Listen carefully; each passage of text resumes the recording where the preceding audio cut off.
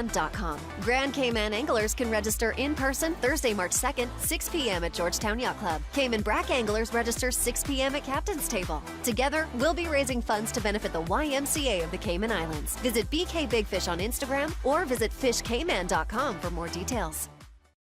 Tune in every Monday through Friday at 12 p.m. for Radio Cayman's Midday Newscast. Radio Cayman, the People's Station, your trusted official source for the latest news. The 12 p.m. news is proudly brought to you by Health City Cayman Islands. World-class healthcare within your reach. For the Record, proudly brought to you by Coca-Cola, available across the Cayman Islands from Tortuga Distributors. Accept no substitutes. Taste the feeling with Coca-Cola. Brand Source Home Gallery, inspiring luxury. West Bay Pharmacy, taking care of your health. And JN Money. From abroad to yard. Fast, affordable, convenient. Doctor's Hospital. Peace of mind is important when life happens. Doctor's Hospital, always there for you. Call 949-6066. This is For the Record with Orrett Connor. Coming to you live from Radio Cayman Studio. For the Record. For the Record. For the Record. Hear from your government officials, independents, and the opposition on issues that matter to you. For the Record. Engage in an open dialogue between residents and lawmakers. For the Record. For the Record. For the Record. Informative, impartial, insightful. This is your talk show. 1-800-534-8255. Your calls, your input. This is For the Record. And now, your host, Orrett Connor. Good morning, good morning, good morning. O land of soft, fresh breezes and verdant trees so fair. Today is Friday, the 10th day of February 2023, right here in the beautiful Cayman Islands. We're a little bit late starting this morning, but we hope and we trust that everyone had a restful, peaceful, enjoyable evening. Those of you who are on the roads of the Cayman Islands, we urge you to please be extremely cautious, whether you're a pedestrian, a cyclist, or operating any type of motorized vehicle. Ensure that you observe the rules of the road. Remember, if you do so, then the life you save may just be your own. For those of you who are celebrating a birthday today, we want to wish you a happy birthday, and also to remind you that the For the Record birthday shoutouts are proudly brought to you by life insurance agent Michael Webster from Cayman Insurance Center, whose advice to you is to live your best life and make sure your family can too. For those of you who have lost loved ones, we want to extend our sincere condolences to you. We hope and we trust that your faith will help to carry you through these extremely challenging times, and that the memories of your loved ones will be a blessing to you as well. For those of you who are ill and are either at home or at a medical facility here in the Cayman Islands or overseas, we wish you a speedy recovery as well. So going back to the birthdays, and again to remind you that the For the Record birthday shoutouts proudly brought to you by life insurance agent Michael Webster from Cayman Insurance Center, whose advice to you is to live your best life and make sure your family can too. So we have belated birthday greetings going out to Wilbur Welcome. He celebrated his birthday yesterday, so belated happy birthday to Mr. Welcome. Also, we have a few today. Let's share those with you right now. So the first one, and this thing is acting up here. Let's get it rolling. Okay, so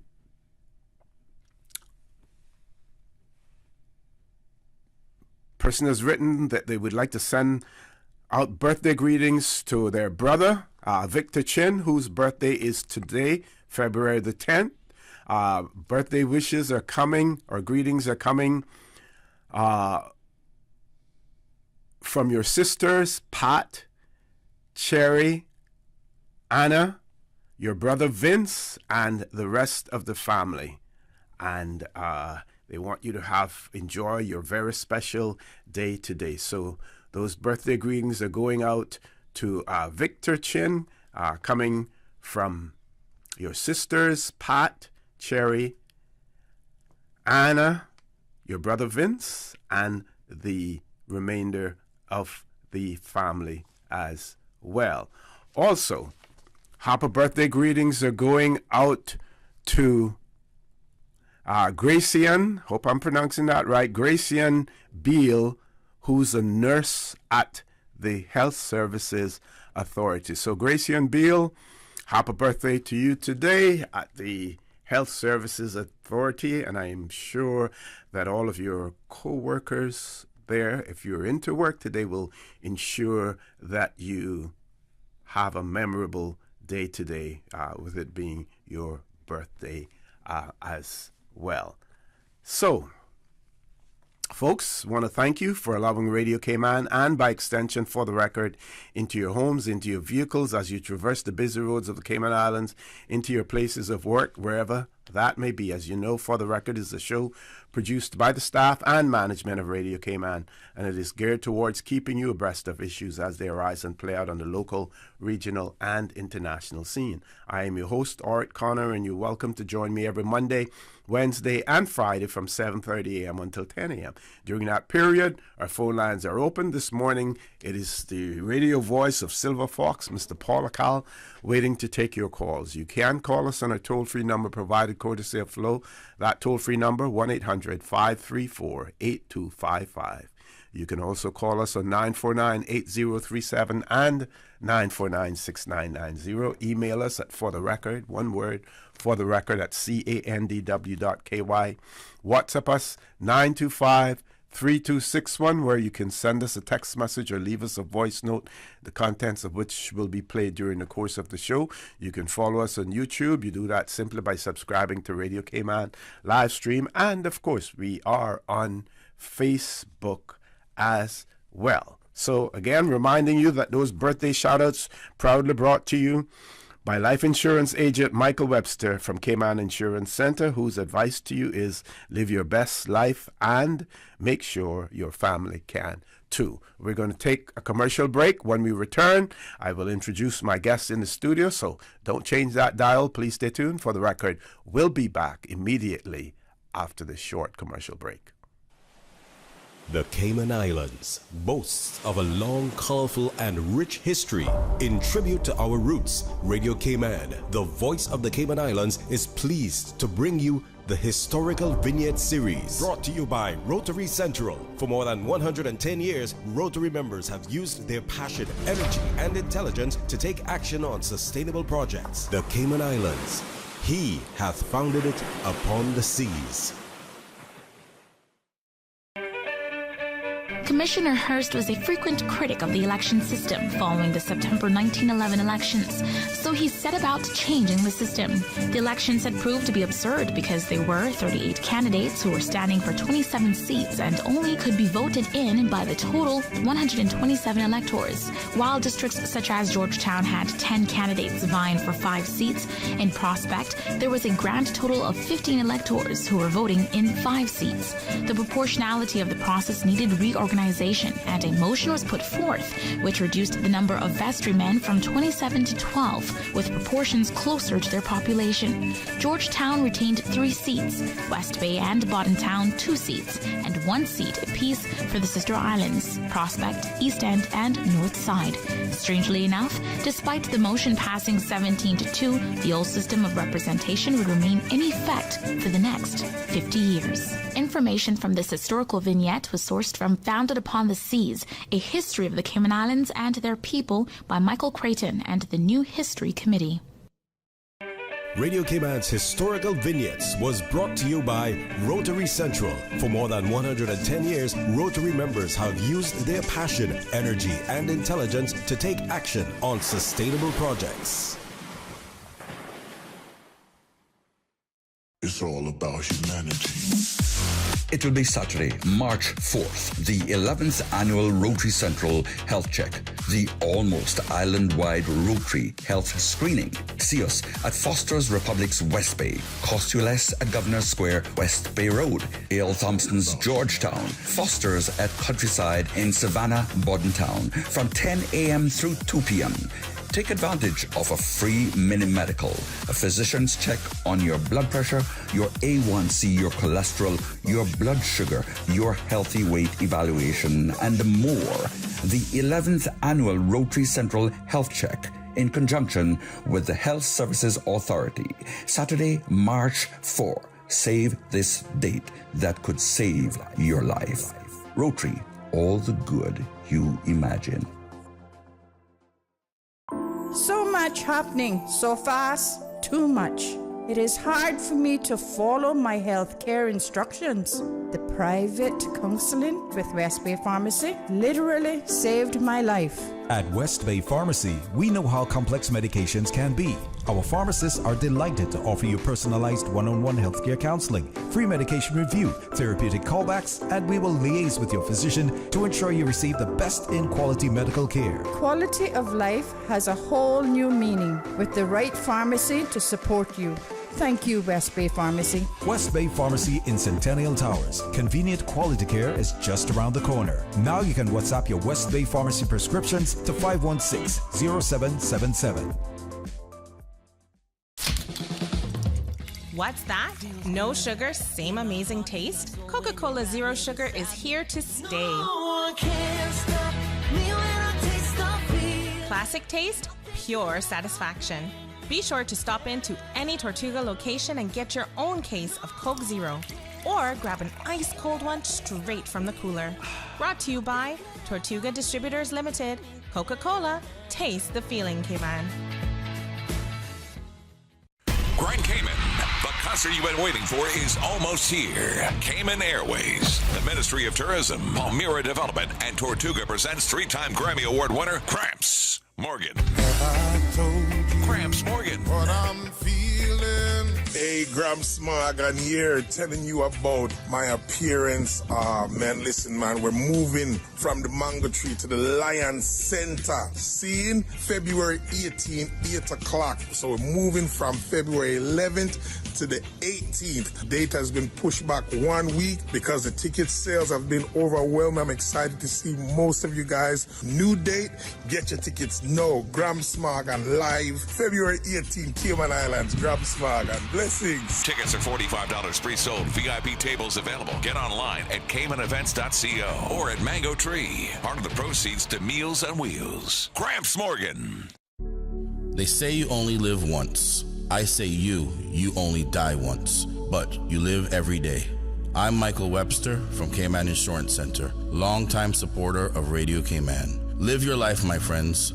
Happiness is in the journey, not the destination. When you're ready, I'm here to support you with the best financial decisions for your family's future. Cayman Insurance Center, protecting you and your family so you can take back your future. I'm Michael Webster, the sure way to protect your family. Call me when you're ready at 925-5433. Don't take chances with your family's future or your valuable assets. Think life insurance. System 1 loaded. 1-800-534-8255. What is on your mind when it comes to the government, independence, and the opposition? Issues that matter to you. 1-800-534-8255. Waiting to hear from you. For the Record. This is For the Record with Orrett Connor. Good morning and welcome back to For the Record. So, Mr. Wilbur, welcome. Those belated happy birthday greetings are coming to you from Miss Jewel over in Northside, Old Man Bay, Northside as well. So it's my pleasure to have in the studio with me this morning again, Dr. Steve McFeel. We're going to have lively discussions, nothing in particular. So, we will be switching from subject to subject. So, Doc, today in history, two very important things occurred. This one occurred in 1964. It's February 10th, 1964. After 12 days of debate and voting on the 125th Amendment, the U.S. House of Representatives passed the Civil Rights Act of 1964 by a vote of 290 to 130. Of course, we're seeing erosions taking place, in the right to vote these days again, with the Republicans making an assault on the right to vote. And also in February, the Treaty of Paris was signed, ending the territorial conflict between France and Britain in the 7 Years' War, the North American phase of which was called the French and Indian War as well. So those are two important dates in history, today's date. Doc, good morning. Welcome back to For the Record. Good morning to you, and good morning to all your friends in the For the Record land, and all those in the Cayman diaspora listening, and all those who listen to you Monday, Wednesdays, and Fridays. Good morning again, and happy birthday to all of those people who birthdays today. One of the most important dates that you just mentioned was 1964, the Civil Rights Act. Yes. And remember now, that was a big thing in the 1920s, 30s, 40s, and 50s, where certain people in America, especially the black people, had no right to vote. And they have been fighting through many organizations, one of them the great NAACP, to be able to obtain the right to vote. And even the great John Kennedy, who wanted to change that situation, didn't have the support to change that in Congress. Yeah. Well, this actually came under Lyndon Baines Johnson. It was under Lyndon Baines Johnson. Yeah, and a lot of pressure from Dr. Martin Luther King. From Martin Luther King, and also from the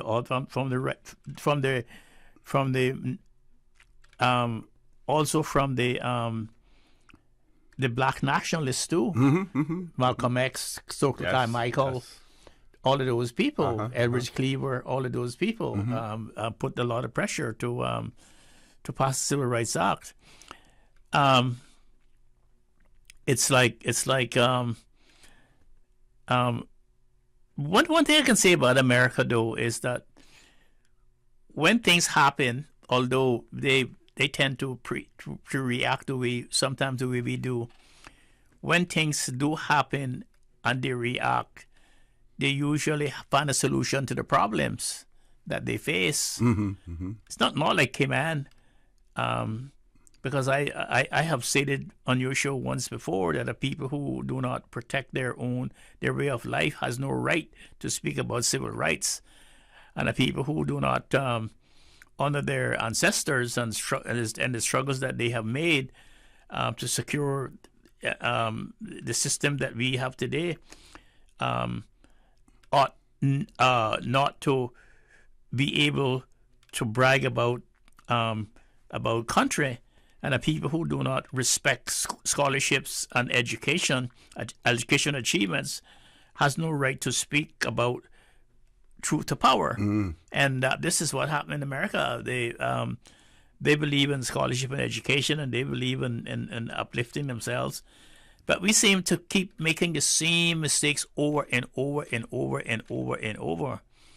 And like, for instance, our beach, our beach, which was access the right of way. Not only the access in the right of way, Mr. For the Record, but also the fact that it was the resources in which we sold, which we sold, and what I mean sold, which we held out for people to come here. Long before we had the financial service industry, it was the beach and the beaches and the service surrounding the beaches that we held out to people that brought people here. And today now we don't even have some of the beaches anymore. And we don't own them anymore now because what we did, we divested ourselves from them, and that's not a good thing. It's I see a lot of vanity, but not a lot of security, and as a result of that, I would also say that there's that what has happened at Cayman people have been abused when it comes to the access to their beach and the use of their beach. And I would say that people abuse of people just doesn't end with the physical harm. It also causes psychological harm, and it also causes cultural damage to people, and that's what's happening now.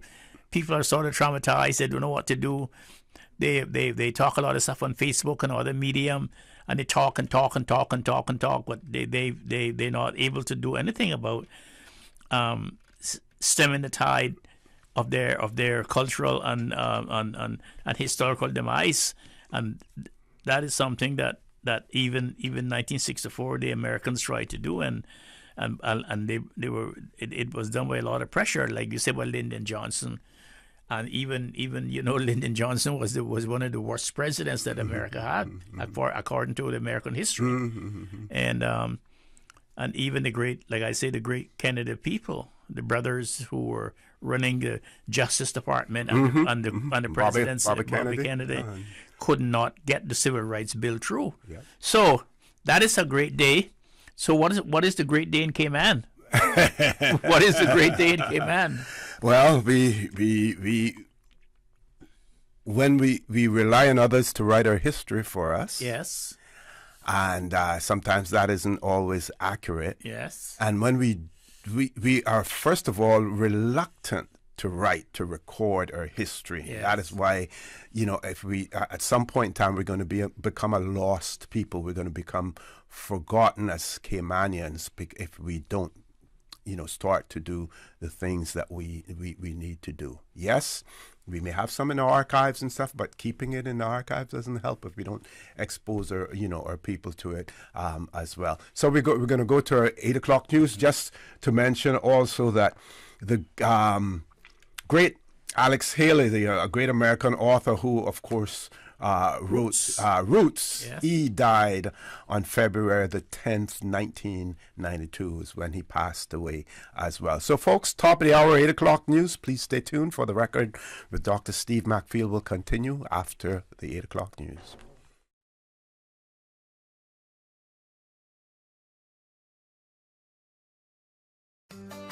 Looking for better prices? You'll always find them at Foster's. Just like a Revlon hairdryer, $29.99. Save $18. Or find better value on Chobani yogurts. 21.2 ounce, just $6.99. Save $2.40. And Nabisco Honey Made graham crackers, 14.4 ounce, $3.49. Save $2. Want even more great specials? Then shop online at fosters.ky.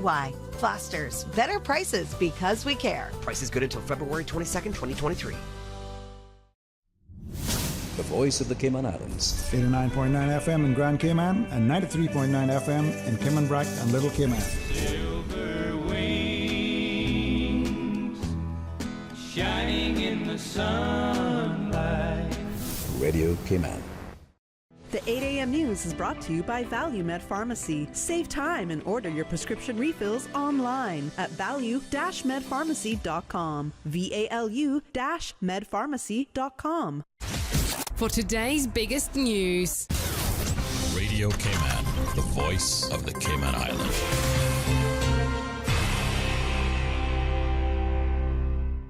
With your latest news, I'm Karsley Fuller. It was a second public meeting on the draft terms of reference for two sections of the East-West Arterial, and it was standing room only Thursday night at the Cayman Islands Baptist Church Hall. Department of Environment Director Gina Ebanks-Petrie says the environmental impact assessment is important. When it is time to make the decision about how to construct the road and exactly where to construct the road, the decision makers, who we believe will be cabinet for this project, will have all of that information at their disposal that they can take into account, along with other factors that they are entitled to consider when they're making the decisions. You can watch the full meeting online on Radio Cayman's Facebook page.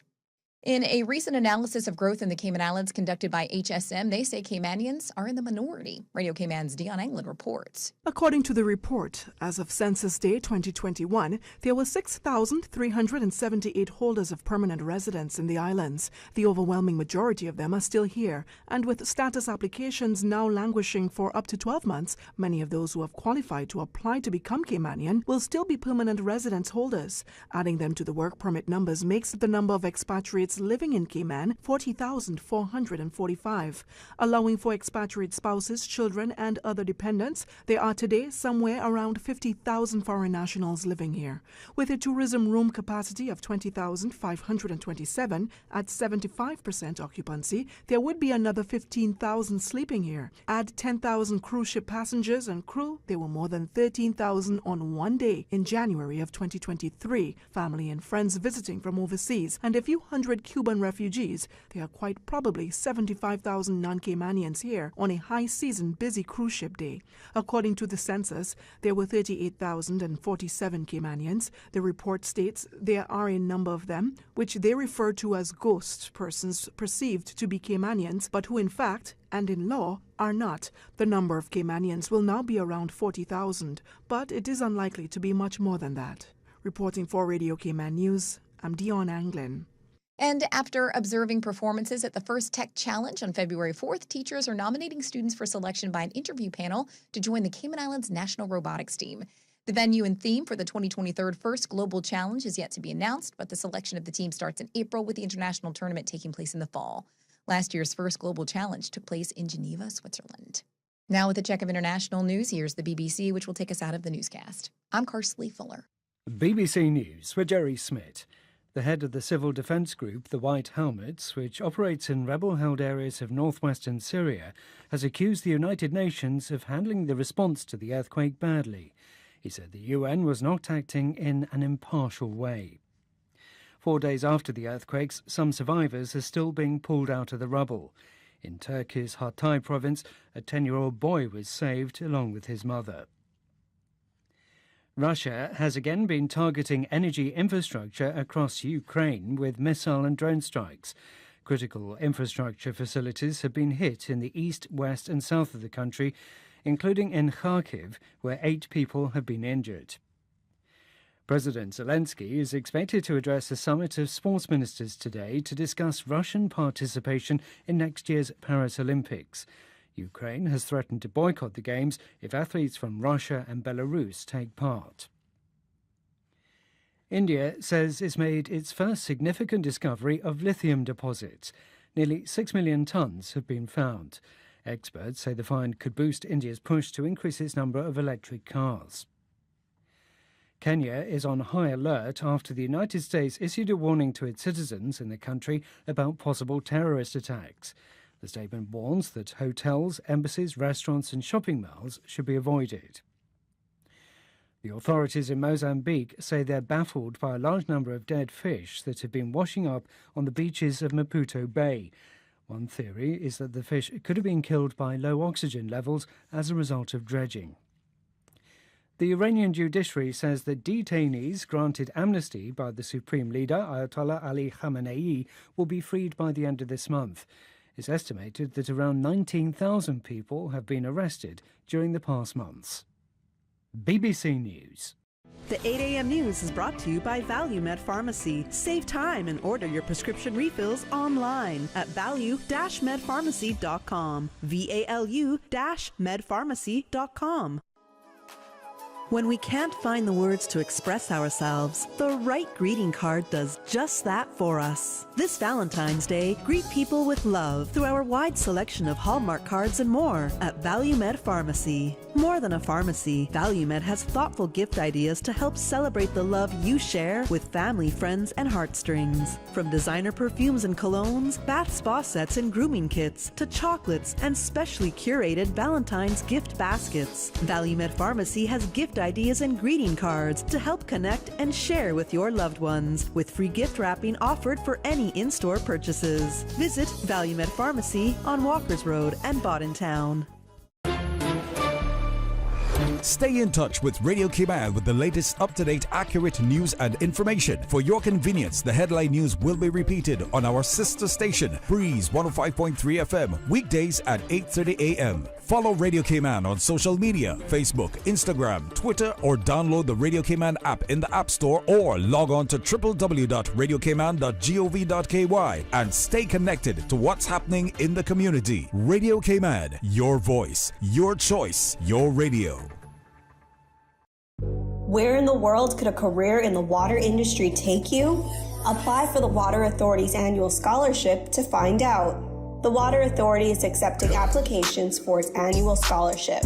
The successful applicant received up to $35,000 to pursue an undergraduate academic or technical vocational degree or diploma in a field of study relevant to the authority's work.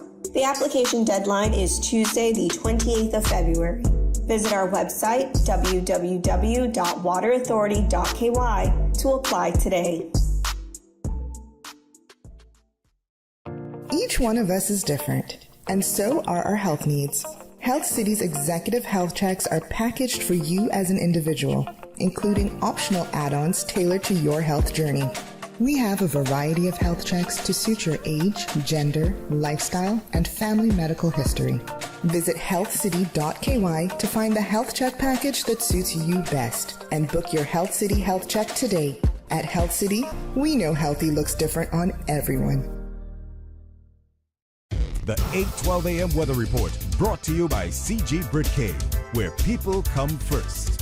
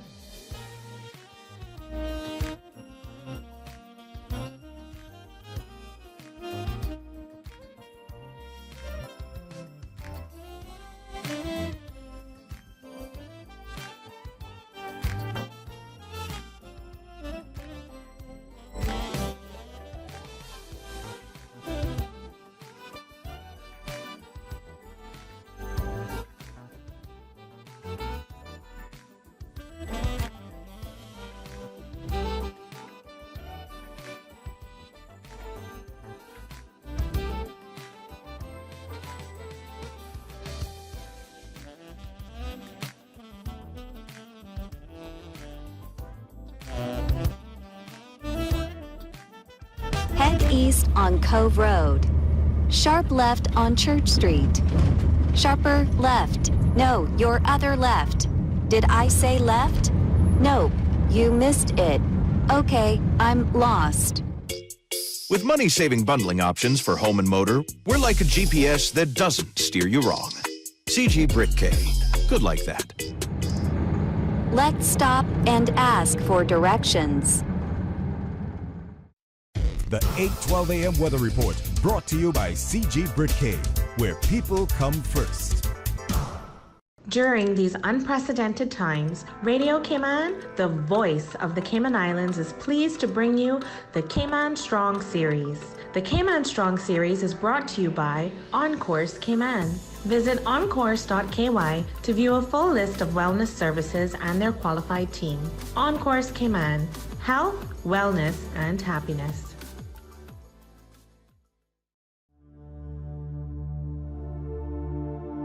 Change your thinking, change your life, inspire others to bring out the leader in you.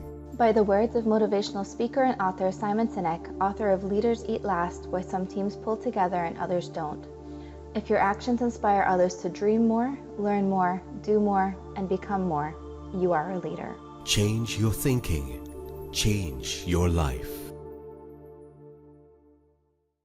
During these unprecedented times, Radio Cayman, the voice of the Cayman Islands, is pleased to bring you the Cayman Strong Series. The Cayman Strong Series is brought to you by Encourse Cayman. Visit encourse.ky to view a full list of wellness services and their qualified team. Encourse Cayman, health, wellness, and happiness. These days, feelings of loneliness, anxiety, stress, and depression can be overwhelming. Just know you are not alone. Encourse Cayman offers private mental health services for children, teens, adults, and groups. Visit oncourse.ky to view a full list of wellness services and their qualified team. On Course Cayman. Health, wellness, and happiness. The traffic report is brought to you by Subway. Planning a meeting, event, or office celebration? Visit subway.ky to place your catering order today.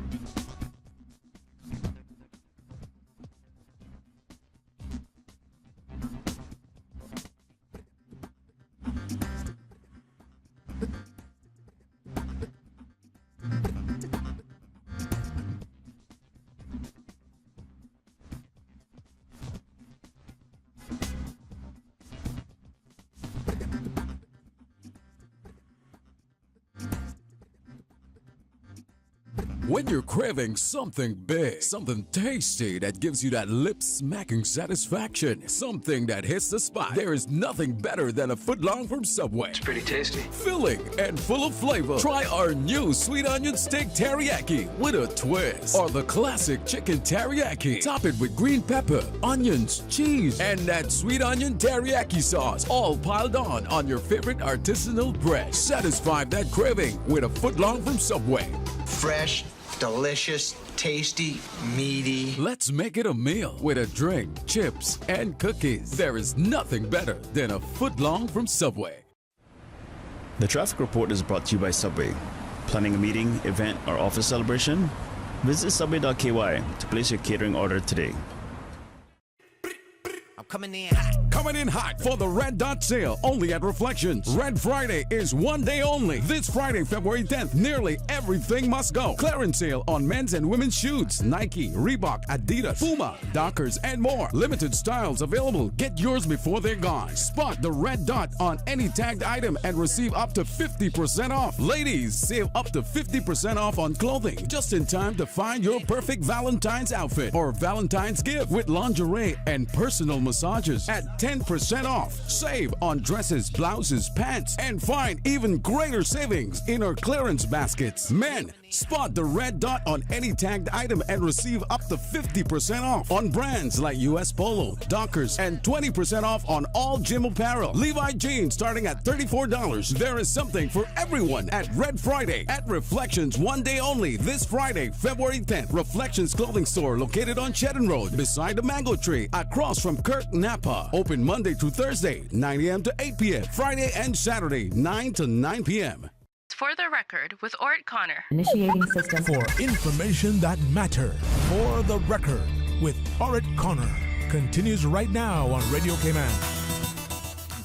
Good morning and welcome back to For the Record. In the studio with me, Dr. Steve Macfield. We're going to cover some grounds this morning. Talk a little bit more about Black History Month and this day in history. Some of the black personalities who were born on that date.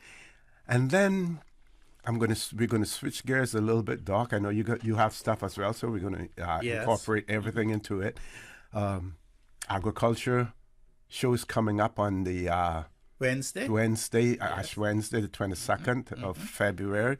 Want to talk a little bit about that. Have a Tradewinds newspaper article about the agricultural show and our first agricultural officer that we had in the Cayman Islands. That is Black history for us, and I'll keep you in suspense about that, even though I'm sure some of you may know that as well. But we're going to talk about that. And then one of our listeners has written in, and I'm going to share that with you, talking about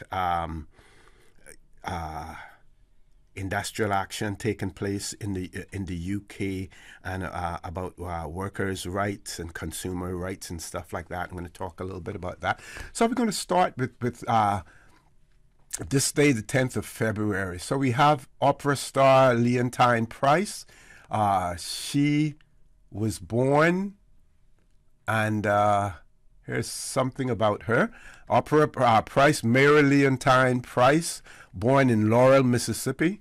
She was best known for her Verdi roles, above all the title role in Aida. An African-American born in the segregated South, she rose to international fame in the 1950s and 60s and became the first black superstar at the once segregated Metropolitan Opera. That was her. We also have Roberta Flack, who was born on this day. Roberta Flack, singer, best known for her hit songs such as Killing Me Softly with His Song. Killing Me Softly with His Song. And then we have, she was born in Asheville, North Carolina. I know the place well, not too far, almost borders South Carolina, Asheville, North Carolina. Killing Me Softly with His Song won the 1974 Grammy Record of the Year. Then we have Andrew Brimmer, who was appointed by President Lyndon Baines Johnson that we spoke about earlier. He was appointed to become the first African-American governor of the Federal Reserve Board. And then we have also Ron Brown. He became the first African-American to lead a major American political party. Now we see currently there's a black person who's now the chair of the Democratic Party. I'm trying to remember his name offhand, but he challenged Lindsey Graham in South Carolina in the last election. And I'll find his name. I'll remember his name. But so on the 10th of February, Ron Brown was elected He was elected chairman. He was born then, but he was elected chairman of the Democratic National Committee, becoming the first African American to lead a major party. Now there's more about Ron Brown because he also became Secretary of Commerce under Bill Clinton, and unfortunately met his demise along with 34 other passengers on one of the U.S. military planes that supposedly, now there were a lot of conspiracy theories about that when that crashed on a mountainside in Croatia, as well. So those are a few that we can share, with him. He grew up, and I found this interesting. And I don't like to highlight, what I've done or where I have done it. But Doc, you and I were talking off the air. Yes. So Ron Brown was born in Washington D.C. and was raised in Harlem, New York, in a middle class family. He was a member of the African American Social and Philanthropic Organization, Jack and Jill of America. He attended Hunter College Elementary School. Now, Hunter College had an elementary school. Yeah. It had a high school that was all-girls high school as well. And it then was also incorporated into the City University of New York system and became Hunter College as well. I attended Hunter College in 1970. Miss Clinton went there too. Yes, yeah. Hillary. So I attended Hunter College. She also attended Rhodes Preparatory School. Now, initially, Rhodes Preparatory School was located on 124th Street in Harlem, and then it moved down to 54th Street in Manhattan. When I went to New York, and of course, to attend American universities and college at that time, you had to have a huge number of A-levels, O-levels, and everything, and they really weren't accustomed to the British system. Fortunately, and I didn't have a whole lot of A-levels, or O-levels for that matter, I'll be honest, I didn't. And New York had something called open admissions. And what that meant was that if you were a high school graduate, you had the opportunity to attend some university or college within New York. Now, it was done basically on a lottery system, but the proviso was that you had to be a high school graduate and have a high school certificate. So while I had what we had in the Cayman Islands at that time really was called a leaving certificate. A leaving certificate, yes. What you received. That you had gone through all of the studies and then, And that wasn't really sufficient, for American universities at that time.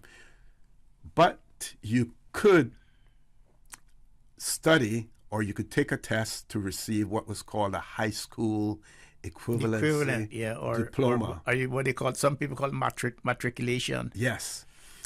And Rhodes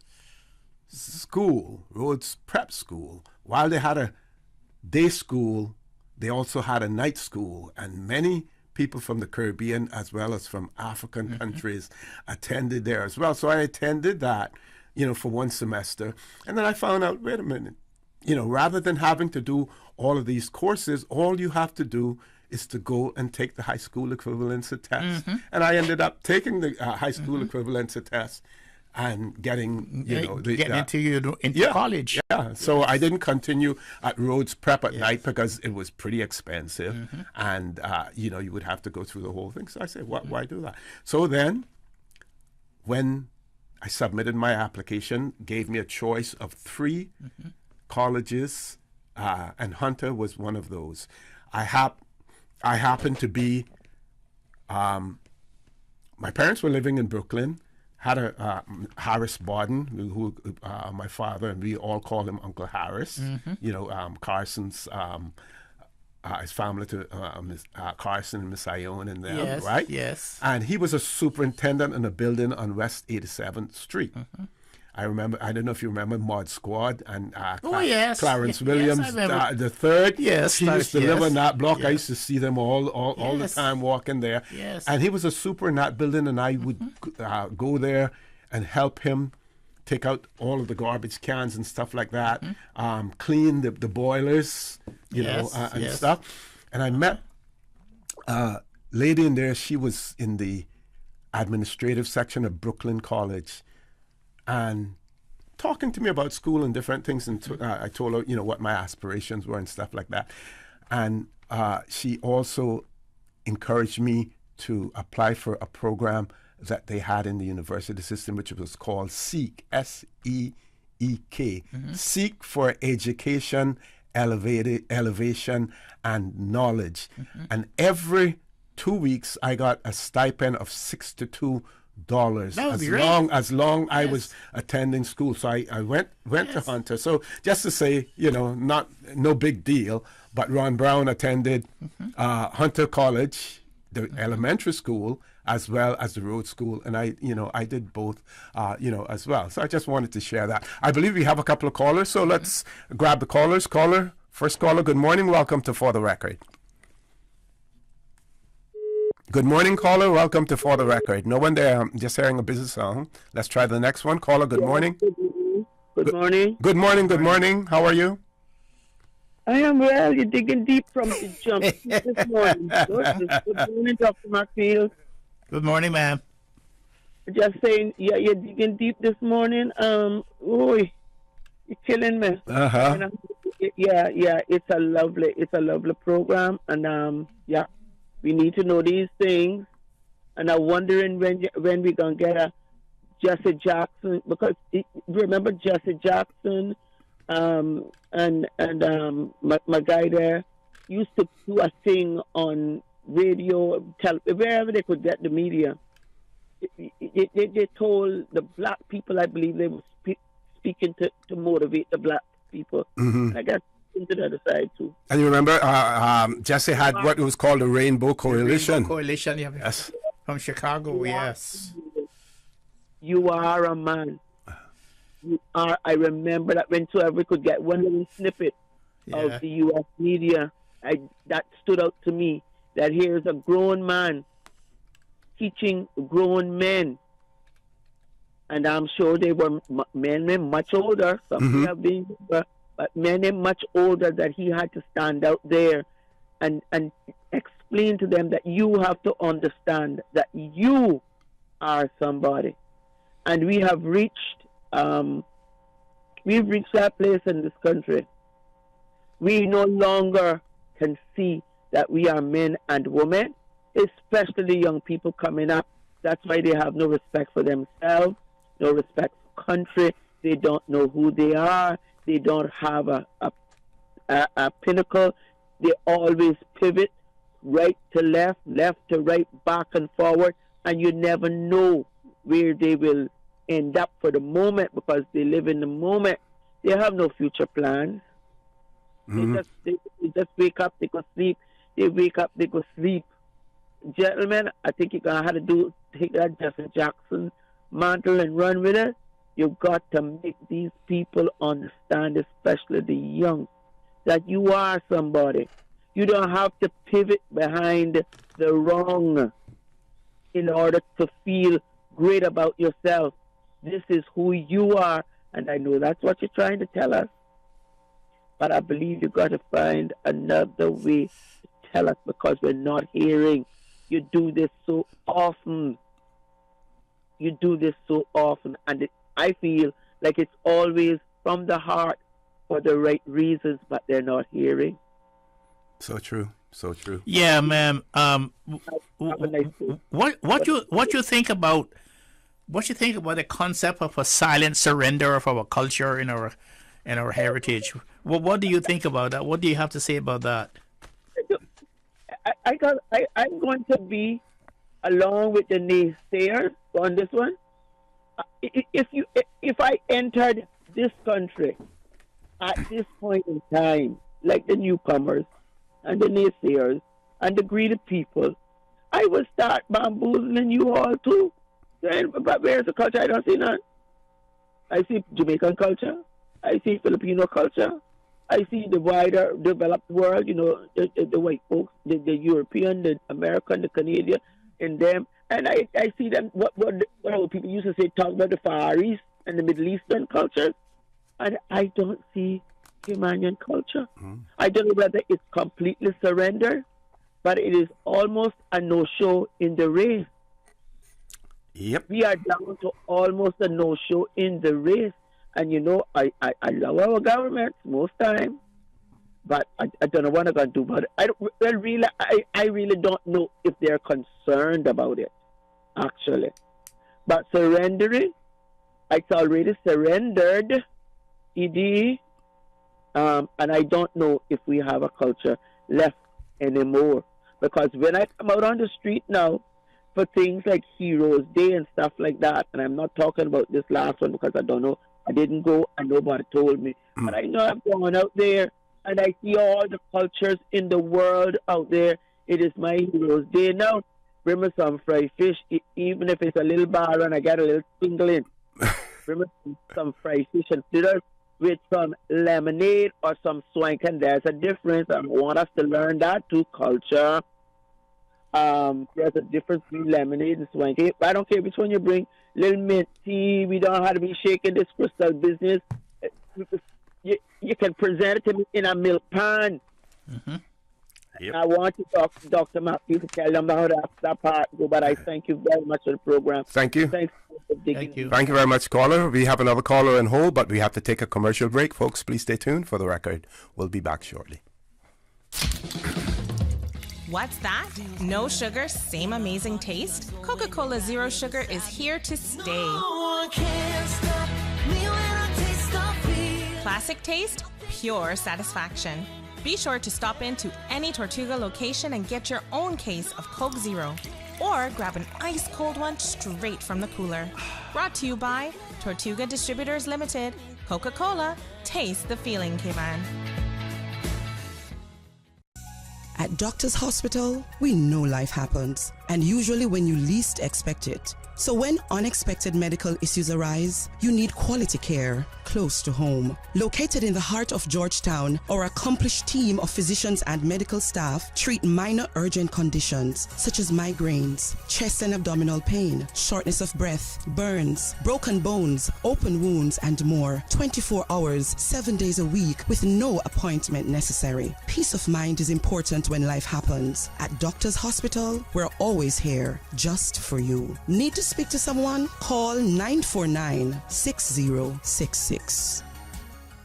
Did you know that you can send money transfers to financial institutions anywhere in Jamaica with JN Money? You mean I can send money straight to my account and cut out the middleman? Yes, that's exactly what I mean. You send your own money to your own account, giving you peace of mind that the money is in your account. JN Money Transfers to Financial Institution is another convenient service offered by JN Money. You can have this done from any JN Money location. Deposit your money straight to your account without the hassle of asking someone to do it for you. JN Money Transfers to Financial Institutions, making life easier.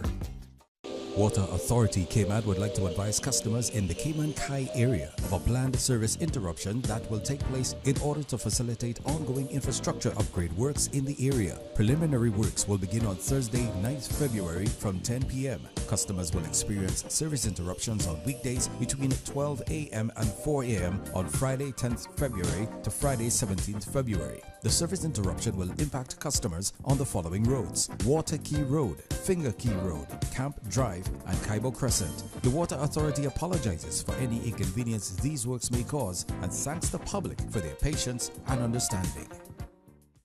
System 1 loaded. 1-800-534-8255. What is on your mind when it comes to the government, independence, and the opposition?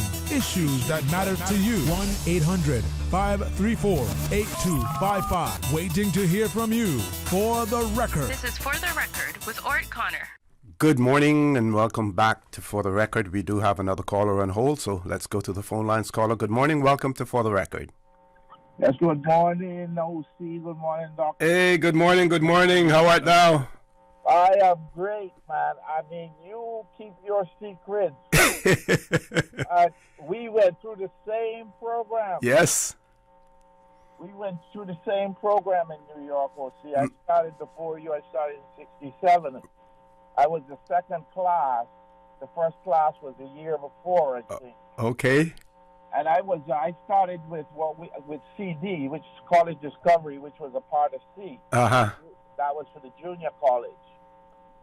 So I went to the Borough Manhattan Community College at that time. You know, we were located in Midtown Manhattan. We had 2 campuses. Mm-hmm.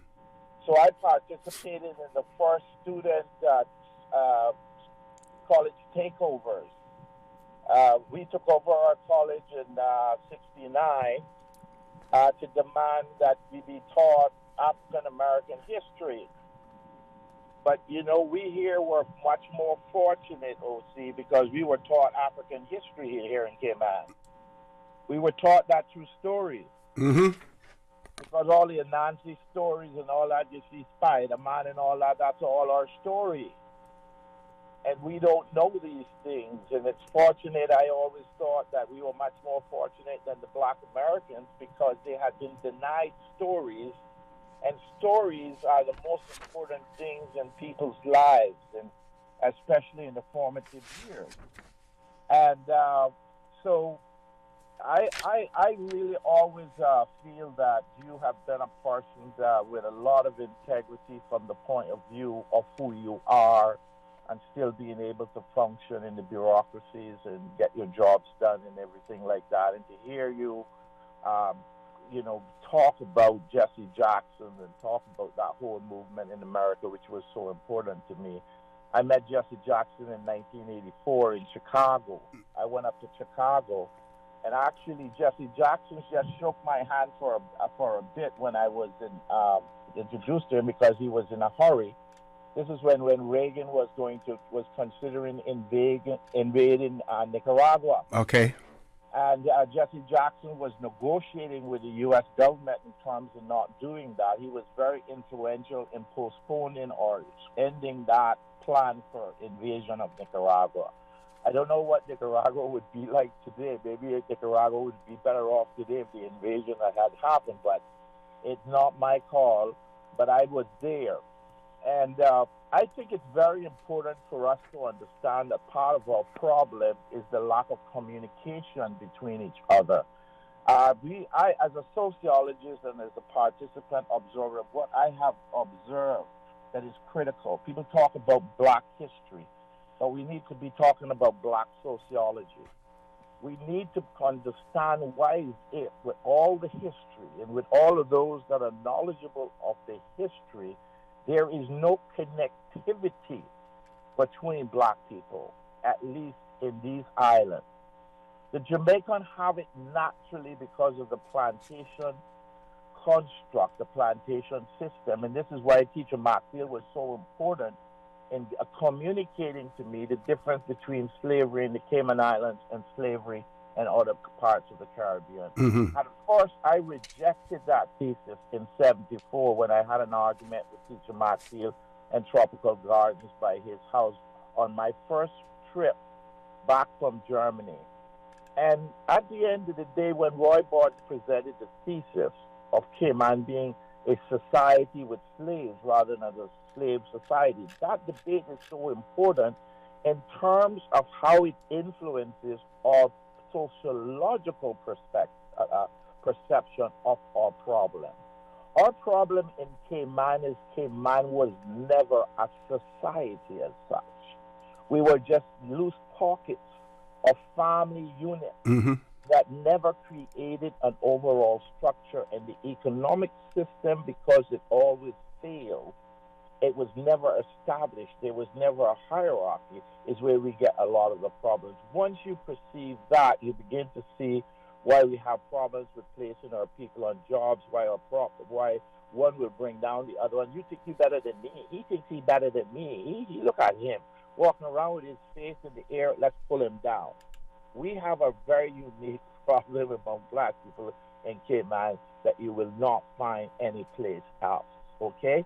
So in studying black history, being a part of it, we have to understand our individual dynamic differences because of the way in which the Caymanian society as such evolved as an economic, social, and political unit. There were many things that were absent. It was not the force.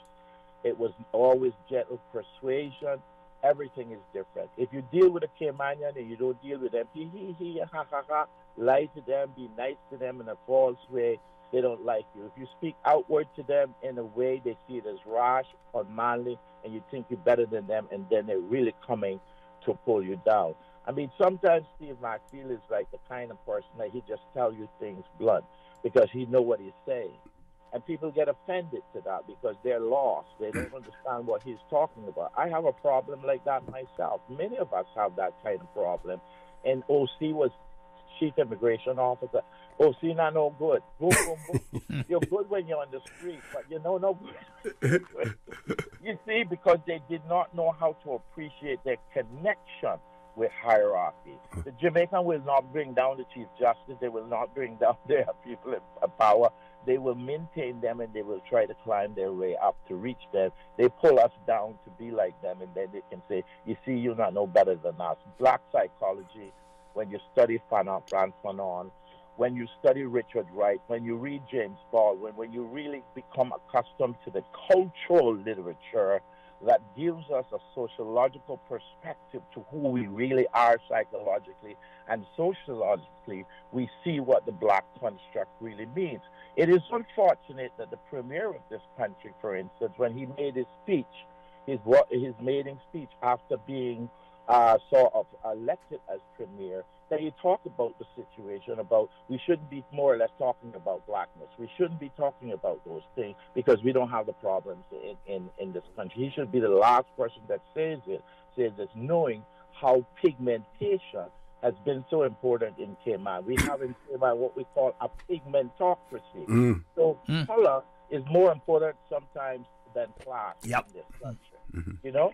So I'm going to leave you guys there. I haven't said that, but I think that people will be much better off in creating a multicultural, multiracial, national society if they pay attention to these things. Because it's blackness and black culture, black psychology, black history, black sociology are all relevant to what people need to be learning in schools and in other institutions in this country, because what the British intend to this island is very good as far as I'm concerned. I came back here recruited by Thomas Russell from Germany 45 years ago, and the British had from the very beginning a plan to make sure that the social fabric was stable enough to withstand the economic growth and pressures that would come from that and the divisions that might come from that if this was not done. It was the Caymanians who rejected it. It was the Caymanians who rejected that in favor of social promotion in the schools, and it's them, that particular government at that time with Truman Barton and those that ruined the economic, the educational and social plans that the British have. Hopefully we can get back to them. Okay, Doc. Thank you very much for that. We have a few callers on hold before we go to the commercial break. For those of you who are like the reggaeton artists as well, we're not going to leave you out of this, and we're not going to leave Spanish-speaking part of the Caribbean as well, even though Puerto Rico is, Commonwealth of Puerto Rico, basically tied to the United States. But on February the 10th, 1978, reggaeton artist Don Omar, he was born William Omar Landron Rivera in Carolina, Puerto Rico. He's best known for his songs Dile and Dale, Don Dale, from his first album, The Last Don, and Reggaeton Latino from the album The Chosen Few as well. We're going to take a commercial break. When we return, we will take those calls, so please stay tuned for the record. We'll be back shortly. At Doctor's Hospital, we know life happens, and usually when you least expect it. So when unexpected medical issues arise, you need quality care close to home. Located in the heart of Georgetown, our accomplished team of physicians and medical staff treat minor urgent conditions such as migraines, chest and abdominal pain, shortness of breath, burns, broken bones, open wounds, and more. 24 hours, 7 days a week with no appointment necessary. Peace of mind is important when life happens. At Doctor's Hospital, we're always here just for you. Need to speak to someone? Call 949-6066. West Bay, home to Barkas National Park, the touristy flair, a family community, a political powerhouse. From sports enthusiasts to car aficionados, affection for silver thatch rope. No matter how far you may venture, West Bay will always be where the heart is. Home will always be in West Bay. West Bay Pharmacy, caring for your home and your family. West Bay Pharmacy in Centennial Towers. Convenient, quality care is just around the corner. At Kirk's Home Center, we can make your life much better. We got it all together. We got a great deal in store for you. From cookware to stereos, from power tools to plumbing supplies. Yeah, we got the best goods with the best price and a service to make you smile. At Kirk's Home Center, we got a great deal in store for you.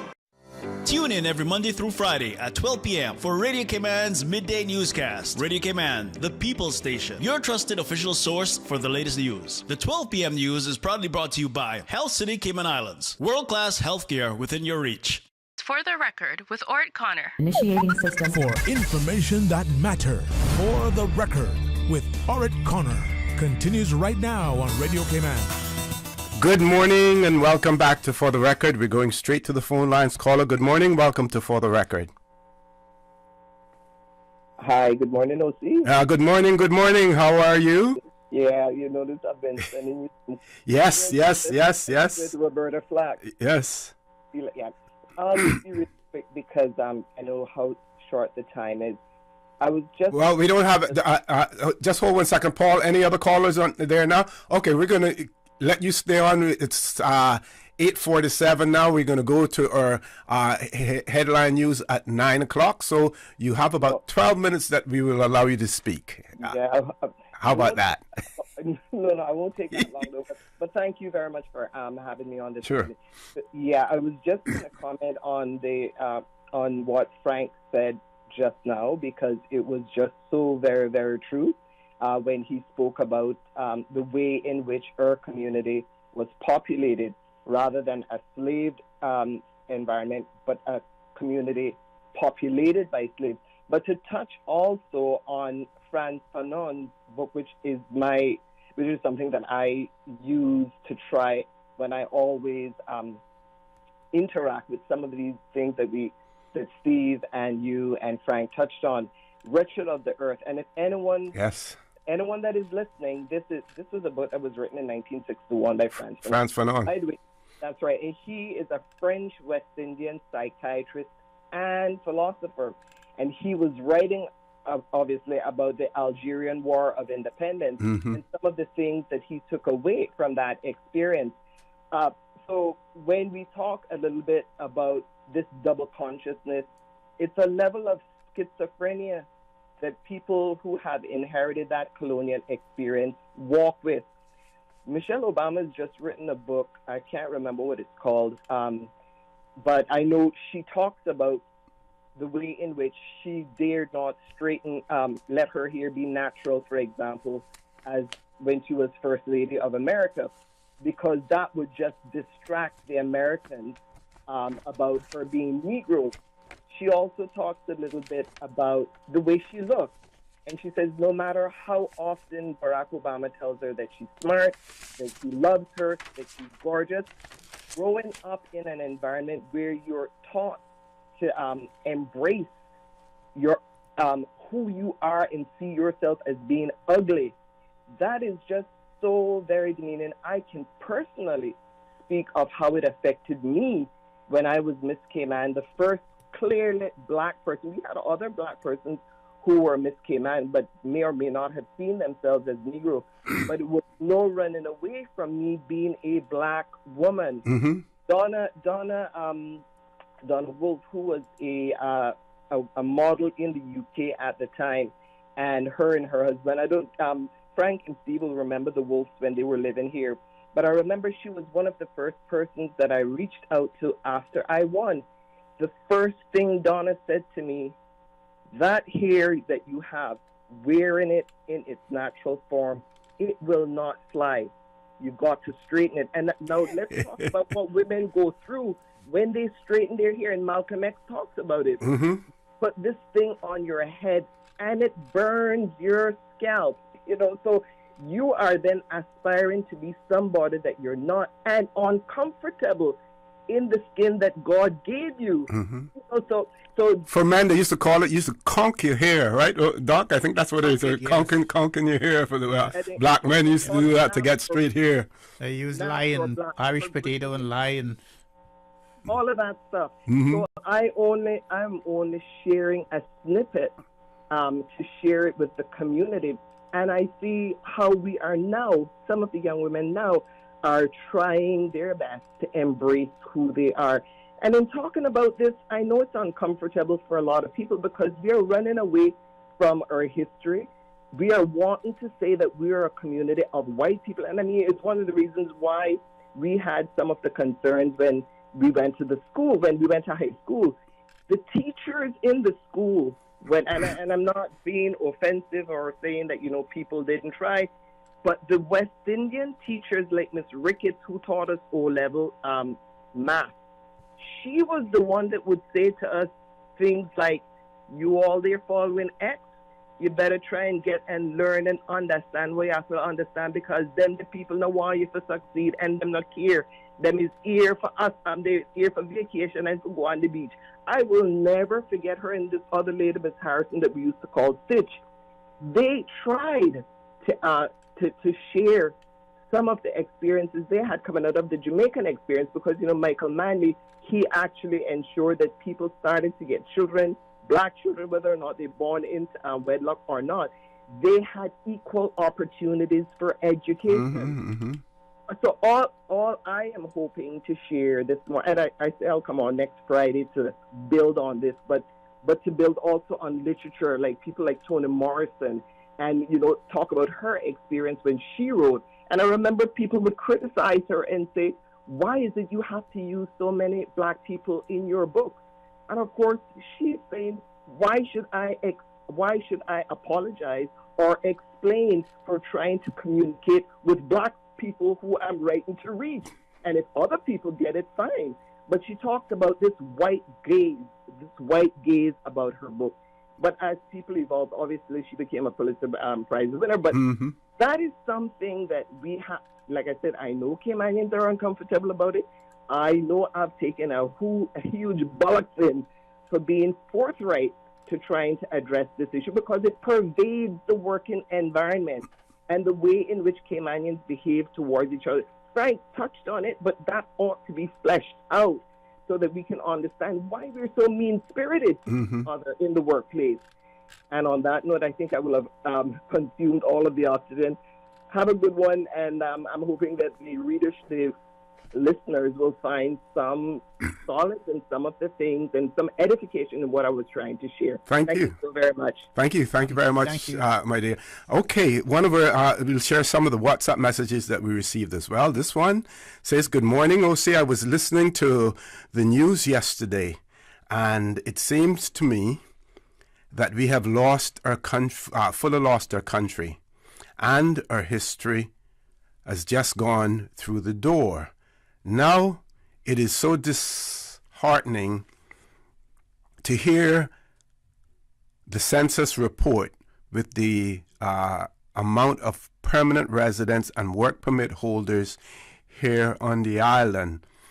And it's just going to get worse thanks to successive governments. It is something that we don't seem to either want to address. I believe that, Doc, that we're still apologists in our own country, where we feel that we have to apologize to people when we do things to protect our culture, what we do have, but more important, our identity, and to continue the Caymanian legacy and not allow it to get lost, like how the crabs are becoming extinct, the mangroves are becoming extinct, the lobsters are becoming extinct. We have to have a season for them, so we can probably have to have a season for Caymanians, yes, as well. Well, just last week, I think this week, one local lawyer has written in one of the media, in one of the public medias, and he has stated that the number of work permit holders was over 34,000. Yep. Well, I just want to put this out to your listeners. I mean, I don't want to go too far in this because I'm chairman of the Residents I know you have to be. Board. I have to be very careful about what I say, because people are going to say that I have a bias, that I shouldn't be there. But look at it this way. If you have 34,000 people bearing on 35,000 people in your workforce that on work permits, and then I understand that the population is near 80,000 now. That's what they say, yeah. 80,000. So what would the figure 34,000 be in 80,000? That would be near half the population. Yeah, pretty close. Pretty close to half the population. I think looking at about 45%. 45%. Then the balance of the people on the island, 55%. Yes.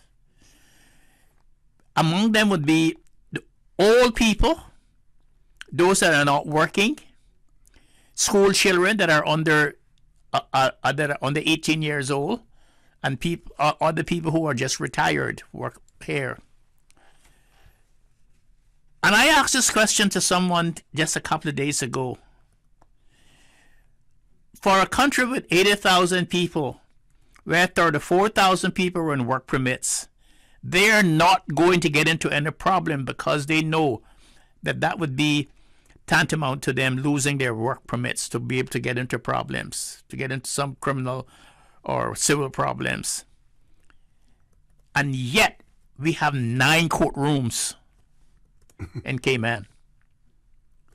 Now, what community in the world that have 9 courtrooms to service those people? I know that some of the courtroom service offshore has to do with some offshore services. Okay, 42.5%. I was just making an estimate again. So you have 42.5%. 34,000 of 80,000. And then you have 9 courtrooms. 9 courtrooms we have in Cayman. And I remember when we first came, there were 3 courtrooms, and one was hardly used back in the 1970s and 80s. We have 3 courtrooms in the main building. We have 4 courtrooms in the building across the street from it, and now we have 2 new courtrooms in the old Nova Scotia Bank building. Why are we doing with 9 courtrooms? A society that is an offshore society, on offshore services where you have such high income and where people are supposed to be economically independent and bordering on to financial greatness. Why is it that we have so many courtrooms in the country? Something's just not right.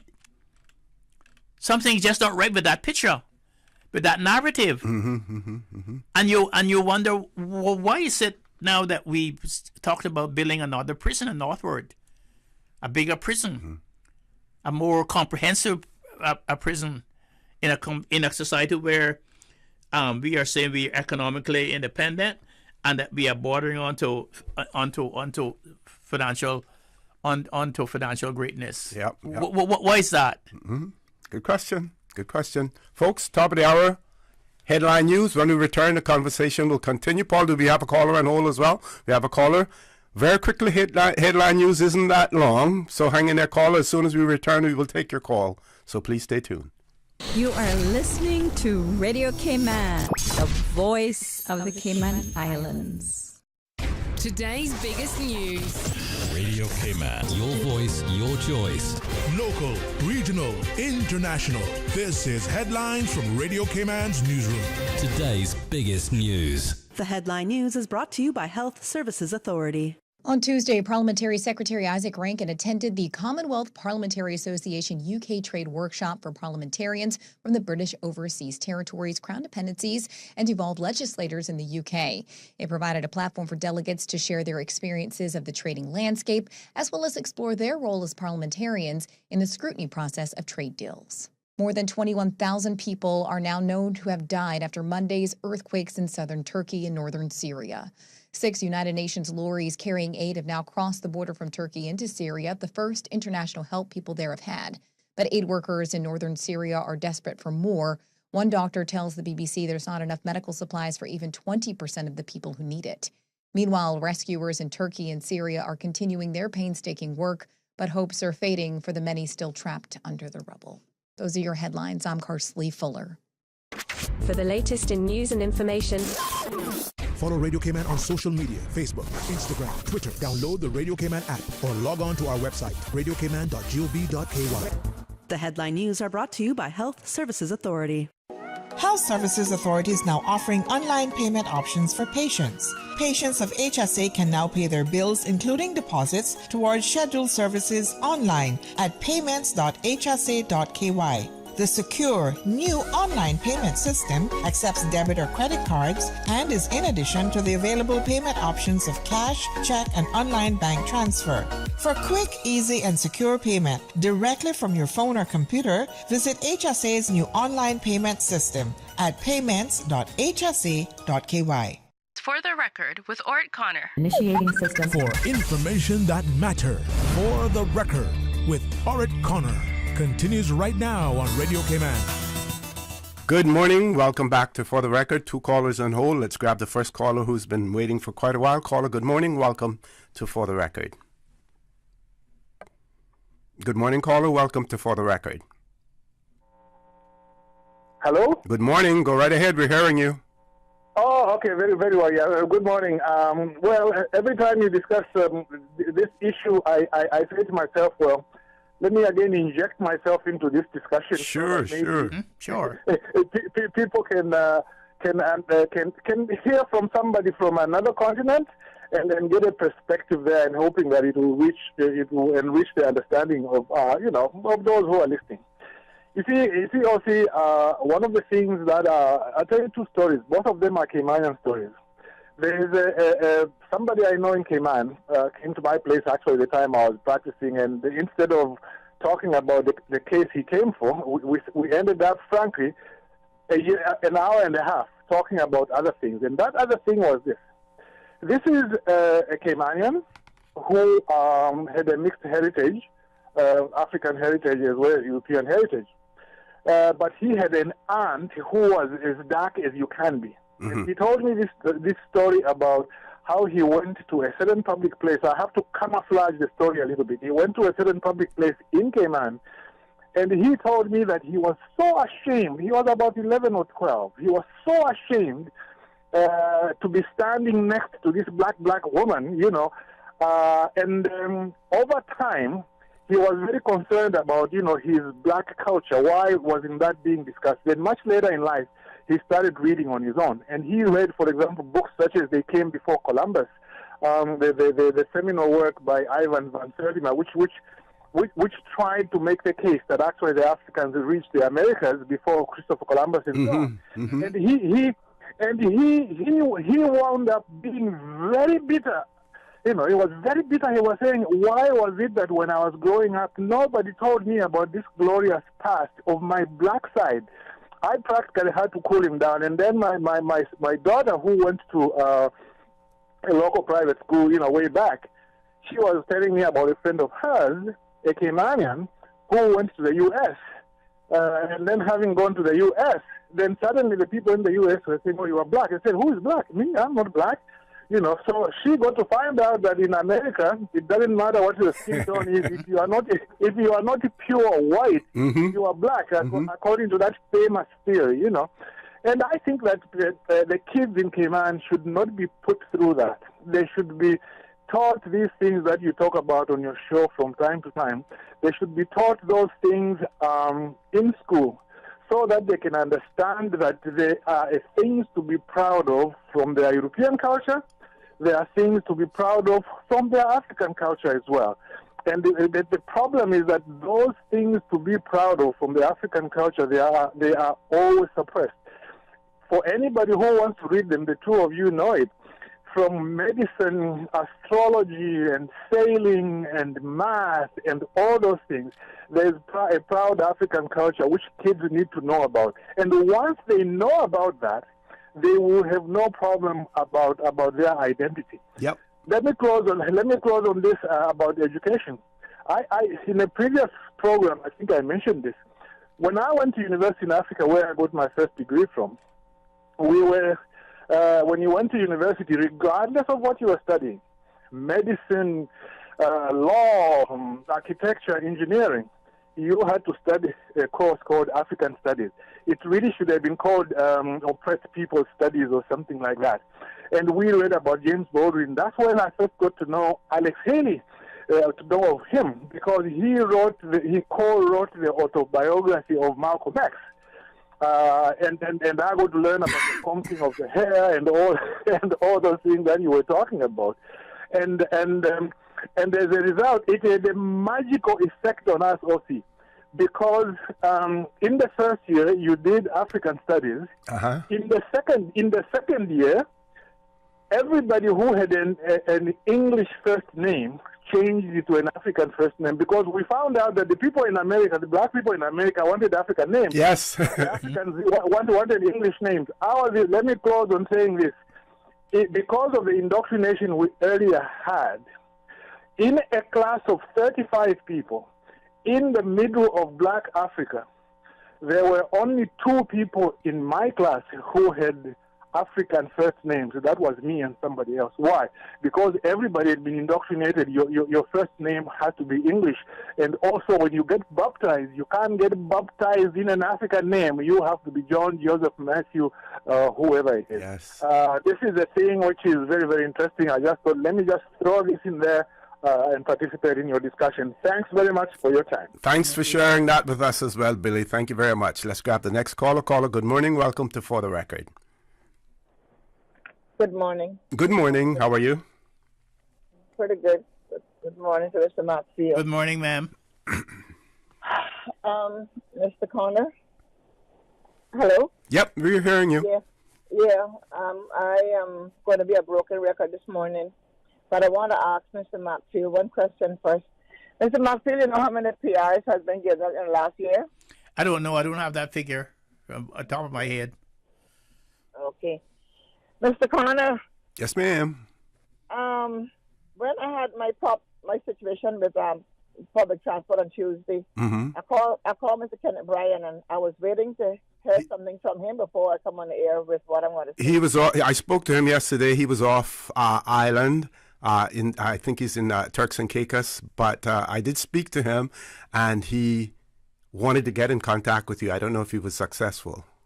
No, haven't heard from him. But okay. I called and told him the situation with public transport, and he told me he was on his way out of the island, and he said that probably was a protocol situation, having these banners, and I told him, I said, I don't think so, because I said we went to Mr. Moses a couple of years ago, and he stopped it until he could find out really and truly what was the reason for these banners.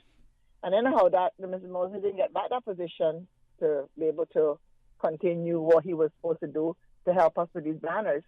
So when he didn't get back in position that he should have been in tourism, I guess, I don't know, he then the public transport just start bringing these banners out more and more and more and more.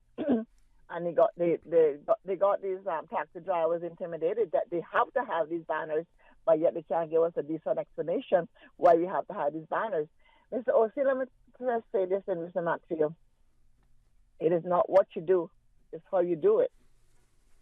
And for a taxi to be driving around looking like we come out of a third world country with all of these stickers saying taxi, taxi, taxi.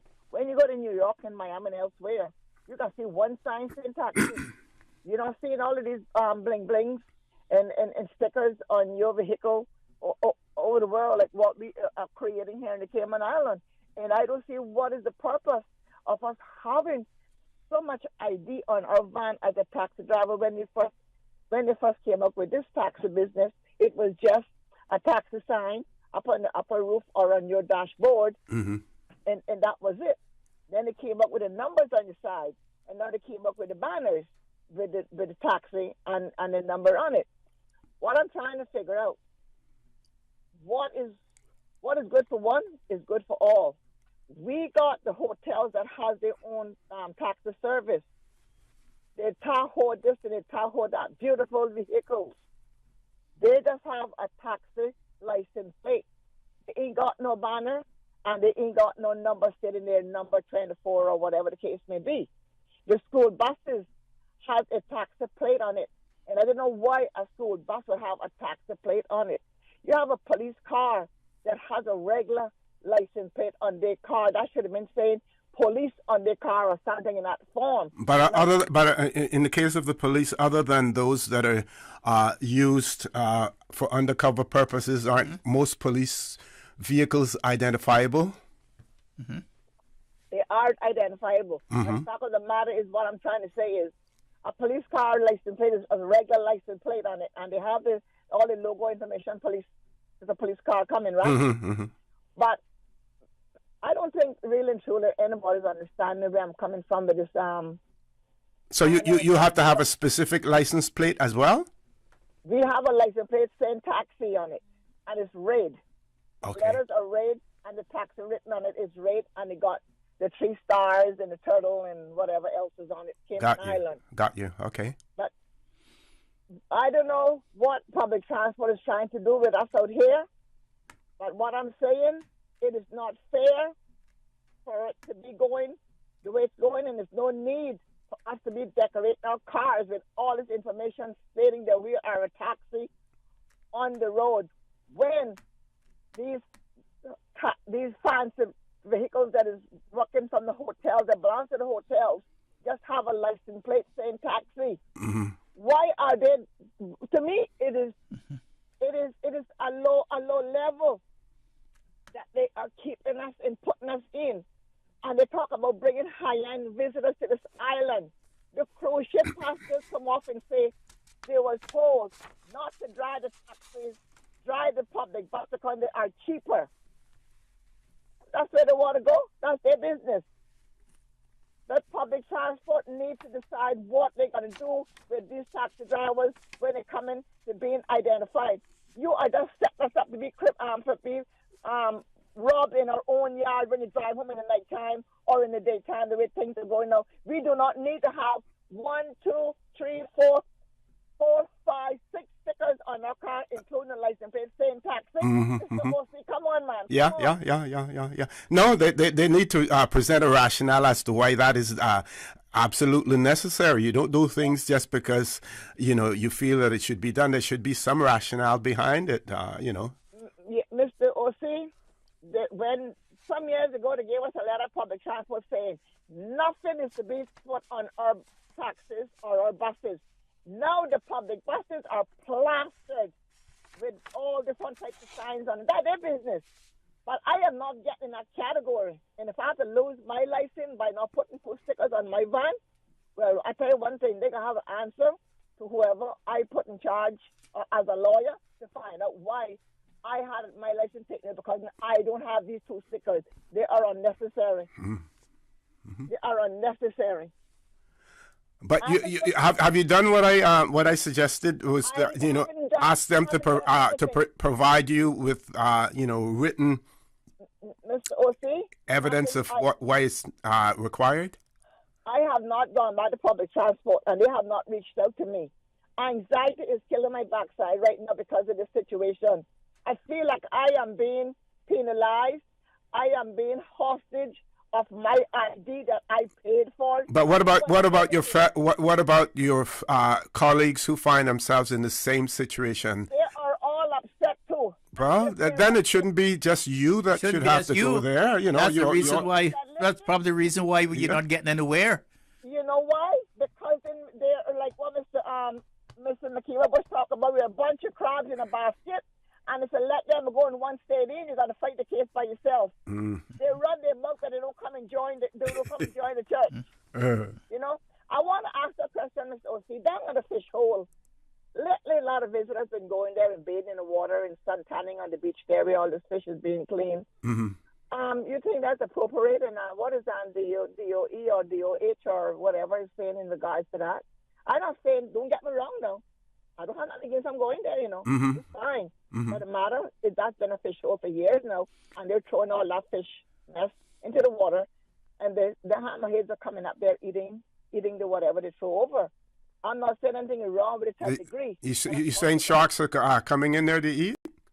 No. The hammerheads that hang around there eat whatever they throw in the water. Tarpons, the tarpons are there. Yeah, whatever they are. I thought call them hammerheads. No, hammerhead is a type of shark. Oh, sorry.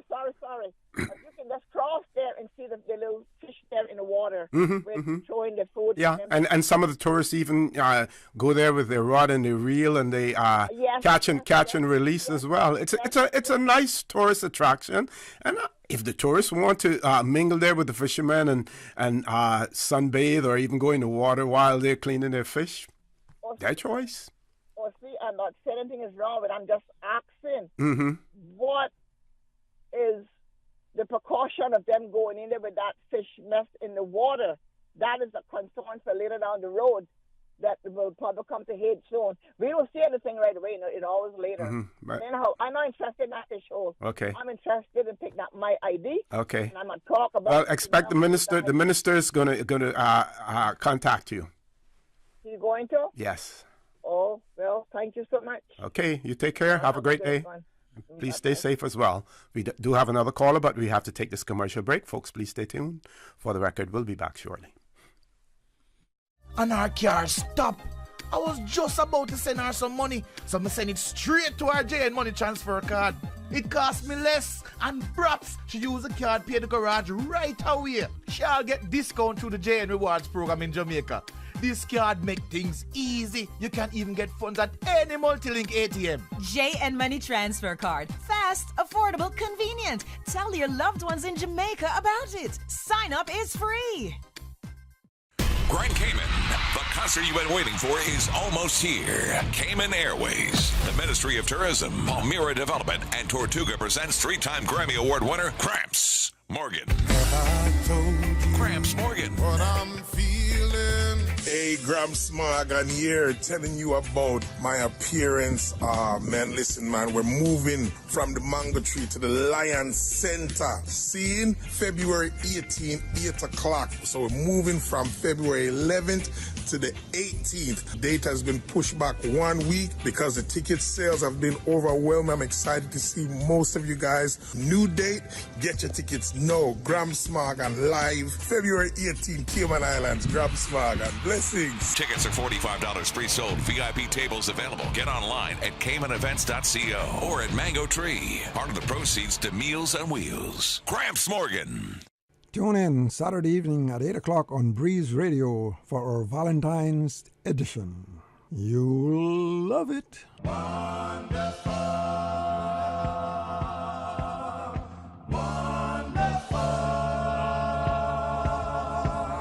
Your Yesteryear Musical, Saturday evenings at 8 o'clock on Breeze Radio.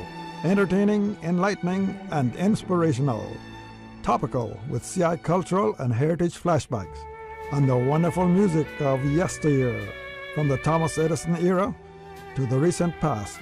Your Yesteryear Musical, Saturdays at 8 p.m. on Breeze Radio. 105.3 FM in Grand Cayman and 91.9 FM in Cayman Brac and Little Cayman.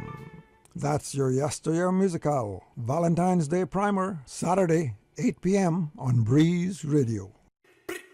Coming in hot. Coming in hot for the Red Dot Sale, only at Reflections. Red Friday is one day only. This Friday, February 10th, nearly everything must go. Clearance sale on men's and women's shoes. Nike, Reebok, Adidas, Puma, Dockers, and more. Limited styles available. Get yours before they're gone. Spot the Red Dot on any tagged item and receive up to 50% off. Ladies, save up to 50% off on clothing. Just in time to find your perfect Valentine's outfit or Valentine's gift with lingerie and personal massages at 10% off. Save on dresses, blouses, pants, and find even greater savings in our clearance baskets. Men, spot the Red Dot on any tagged item and receive up to 50% off on brands like US Polo, Dockers, and 20% off on all gym apparel. Levi jeans starting at $34. There is something for everyone at Red Friday at Reflections, one day only. This Friday, February 10th, Reflections Clothing Store located on Cheddar Road beside the Mango Tree across from Kirk Napa. Open Monday through Thursday, 9 a.m. to 8 p.m. Friday and Saturday, 9 to 9 p.m. For the record, with Orrett Connor. Initiating system. For information that matter.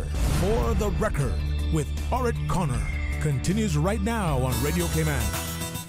Good morning. Welcome back to For the Record. We're going straight to the phone lines as we've had another caller holding for quite a while. Caller, good morning. Welcome to For the Record. Good morning, OC. Good morning. How are you? The doctor there. Good morning. I'm good. I might need the input on this, being his the NRA expert. Okay. We attended, both of us attended a meeting last night up in the Savannah concerning the East-West Road that is being proposed. Mm-hmm. With all the bickering that is going on and people opposing, as far as I know, ex-minister, former minister Gilbert McLean gazetted the road, that proposed road has been gazetted. Isn't it not true that they cannot stop the road, or the people who is opposing, even if they put out some sort of signatures or collect signatures and come to the government? The only soul that could stop that road would be government itself.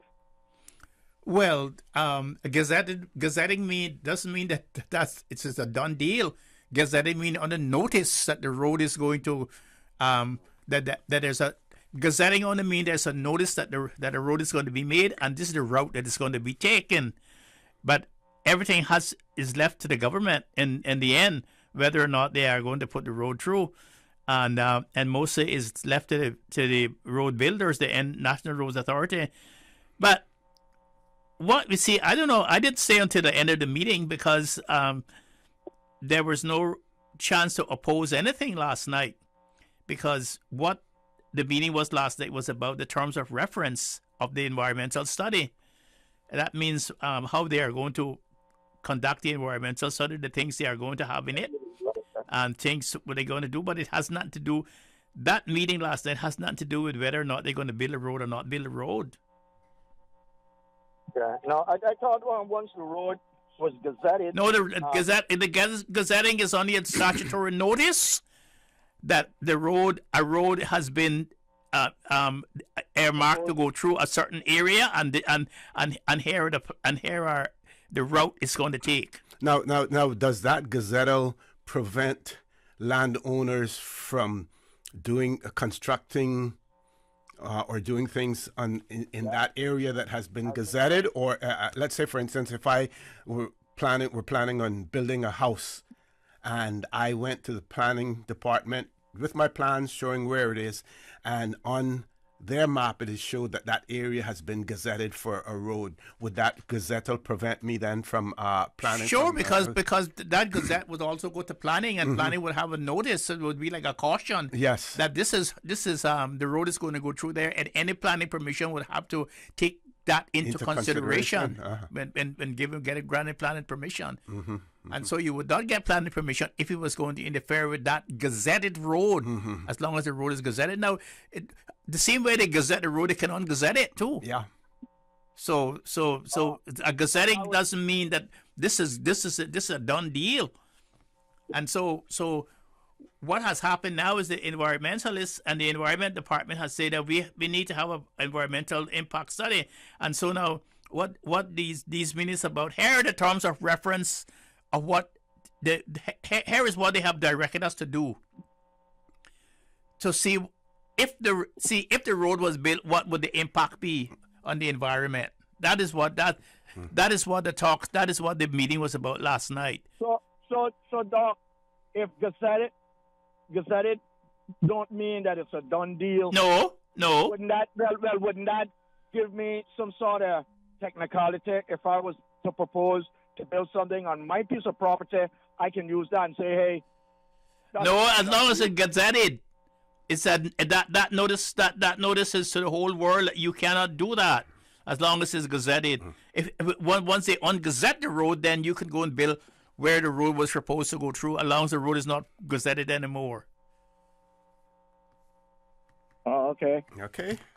All right, thanks for that. Thank you very much, Paul. And any other callers on hold? One more caller.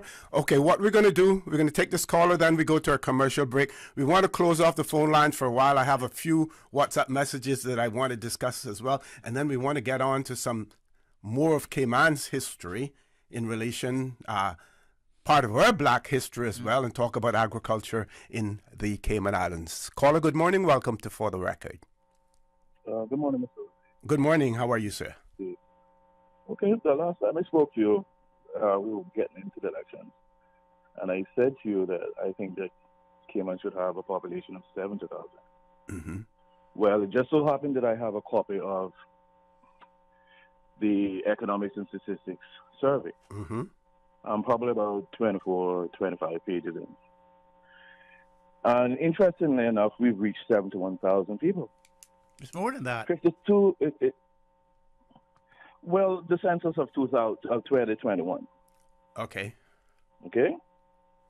So that's my reference. Mm-hmm. And we have 52% that are Caymanians, and there's 46% that are non-Caymanians. Of that percentage, you have about 2,690 that are PR people, that are keen to Cayman and are part of our society. Mm-hmm. An interesting thing that I found in the statistics was where it came to professionals. In all of the categories, we're outnumbered when it came to professionals. The most major industry is construction. Most employed in that industry are males, and we're all outnumbered. So in my particular profession, where I deal with arts and crafts, I am outnumbered being 1 Caymanian to 4 non-Caymanians. Wow. You can see this in chart J in case somebody's following this with us. Mm-hmm. In addition to that census from 2021, we have to understand there's 160 nationalities among us. But keep in mind there's an interesting dynamic to this, because Caymanians have left here, become good citizens, and gone to other places. Mm-hmm. It shows us that we have 140 countries where Caymanians have gone to and contributed to their society. That's what it shows us? Absolutely. Okay. So Could you explain that to me? Yes. It's in the Economics and Statistics book. You can find it on chart J. No, I understand that, but Yes. you're saying because we have 100 and something nationalities in the Cayman Islands, that means that we have gone to 140 nationalities. Countries. No, it shows a contrast in terms of the people we've attracted. Yeah. Okay. And the countries we've attracted them from. Okay. Yes. That wasn't clear before. Okay. Well, it shows we're good people is what I'm saying. Mm-hmm. Getting back to educating us and educating our people, because I'm saying Caymanians might want to get a copy of this book. Because it gives us the clear picture which our leaders probably won't say to us. And it shows that we're actually not as ahead as we should be. But my point is today is to my people, value education, and we'll learn to value others. We have to, at this point, and how the walls are closing in, we got to value others and value education to find a way out of this. And first and foremost, we have to value ourselves. Well, absolutely. I thank you for how you started today. And us as black people, how we have to understand who we are in the Cayman context. Because in my profession that I say to you, yes, I have to compete with the people that they bring here. They just so happen to be a little more white folks inside of the industry that I deal with. And I've always found myself competing with them. So I've never been at the advantage. So why did my leaders do this to me? Money. Check out the Economics and Statistics 2021. Yep. They have facts. Yes. Facts. And I thank you for your time. Sure. Thank you very much. Thank you very much. Yeah, empirical evidence is there. Yes. But we're going to sit silently, or we may sit with our loud mouths, but we're not going to do anything about it, which is so sad. Folks, we're going to take a commercial break. When we return, I want to share this one with you. I've had this since almost 8 o'clock this morning, so I want to share what this writer has shared with us as well. Please stay tuned for the record. We'll be back shortly. There There you go, sir. Thanks for choosing JN Money Transfer. Boy, thanks to JN Money Transfer, I can stay right here in Cayman and pay mama bills back home in Jamaica. Her water, light, phone and other bills never late. Every month I pay everything in one place. Make payments to over 30 companies in Jamaica through JN Money Transfer. Fast, affordable, convenient. Call 1-800-744-1163 for details. So much happening so fast, too much. It is hard for me to follow my health care instructions. The private counseling with West Bay Pharmacy literally saved my life. At West Bay Pharmacy, we know how complex medications can be. Our pharmacists are delighted to offer you personalized one-on-one healthcare counseling, free medication review, therapeutic callbacks, and we will liaise with your physician to ensure you receive the best in quality medical care. Quality of life has a whole new meaning with the right pharmacy to support you. Thank you, West Bay Pharmacy. West Bay Pharmacy in Centennial Towers. Convenient quality care is just around the corner. Now you can WhatsApp your West Bay Pharmacy prescriptions to 516-0777. Join us Friday, February 10th at the Harquail Theater for the Valentine's edition of the Laughter Lounge Comedy Show, hosted by Corey Bell from Showtime's Monique and Friends, featuring comedians Mark Gregory and Mark Henderson. Come on down to the Harquail Theater this Friday, February 10th for a belly full of laughter. Happy hour is at 7 p.m. and the show starts at 8 p.m. sharp. For tickets or information, visit laughkman.com or call 326-4510. Sponsored by Heineken, Sky Vodka, and Executive Services. For the record, with Orrett Connor. Initiating system. For information that matter. For the record, with Orrett Connor. Continues right now on Radio Cayman.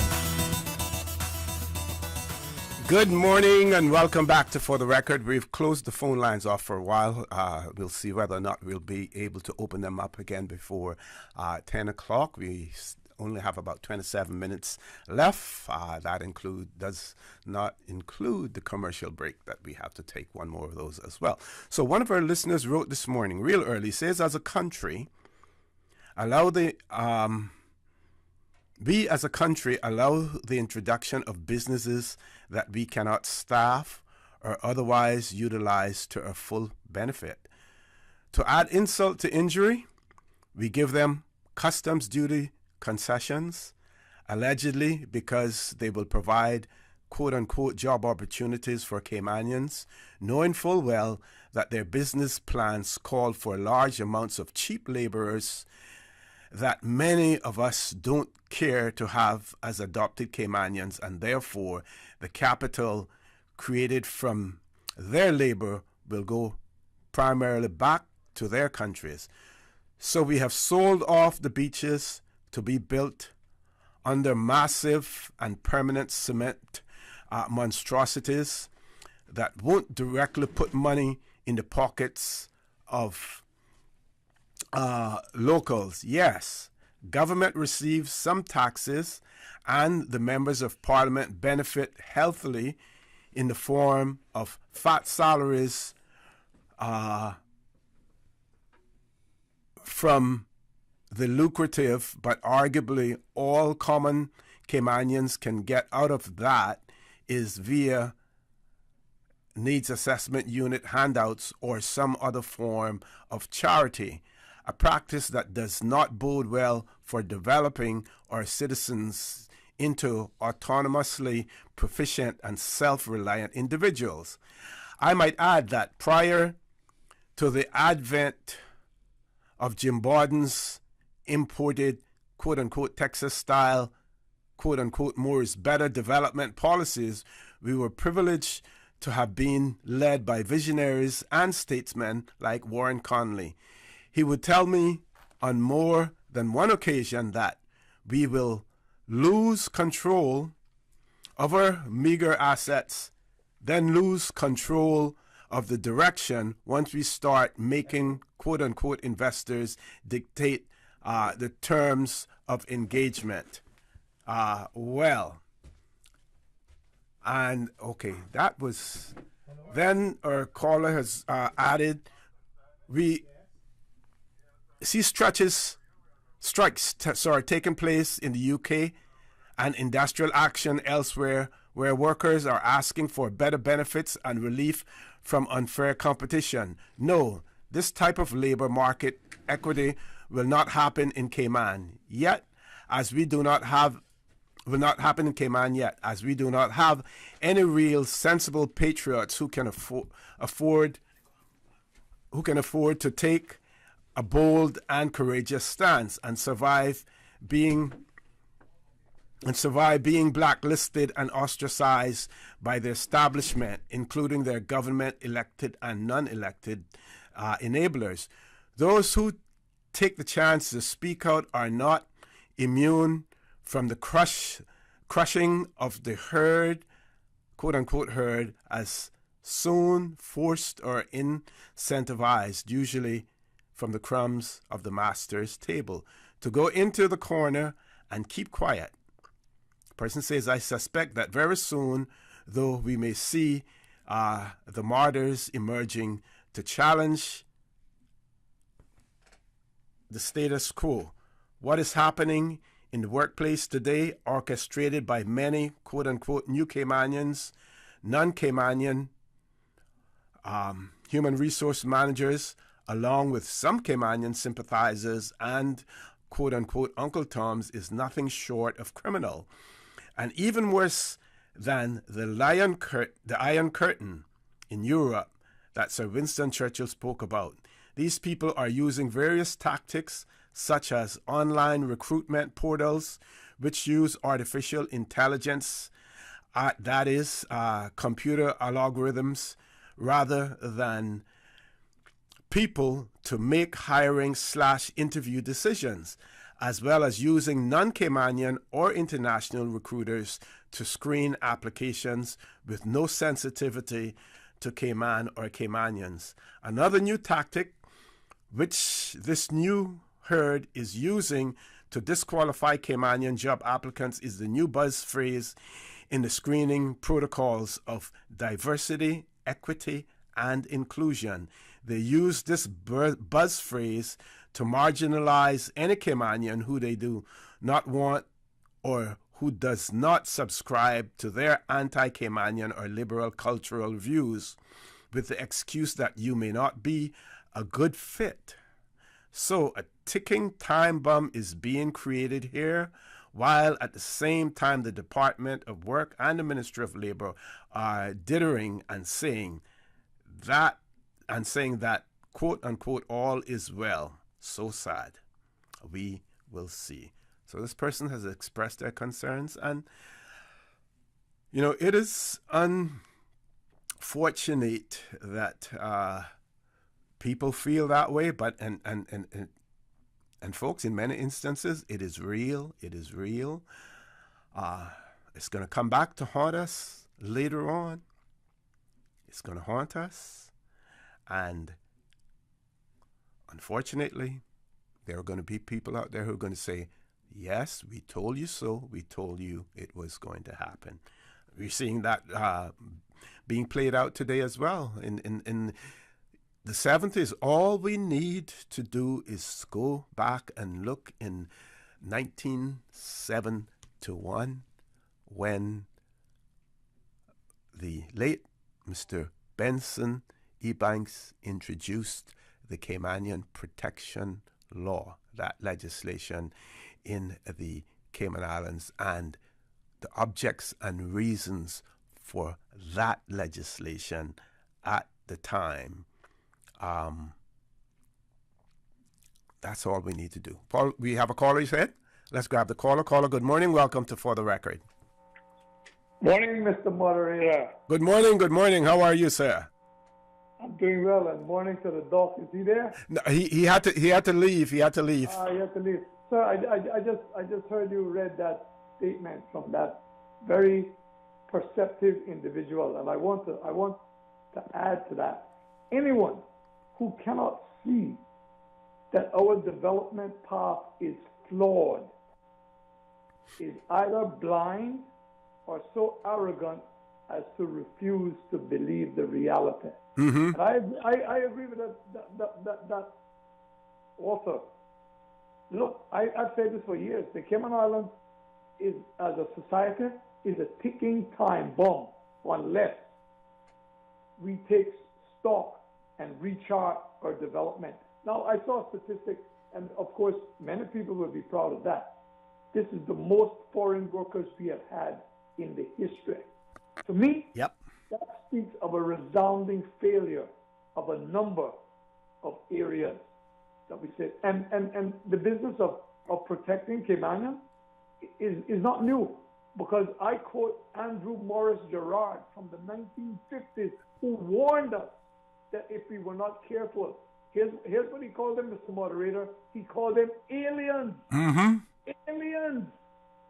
He said they would take over and that we were to strengthen our immigration process against them. Now, this man was a Scotsman sent here as a commissioner from Lagos, Nigeria, and he was so perceptive as to warn us against doing what? Selling our birthright for a mess of pottage. Yes, and Barnes Scotland in the 90s told us the same thing as well.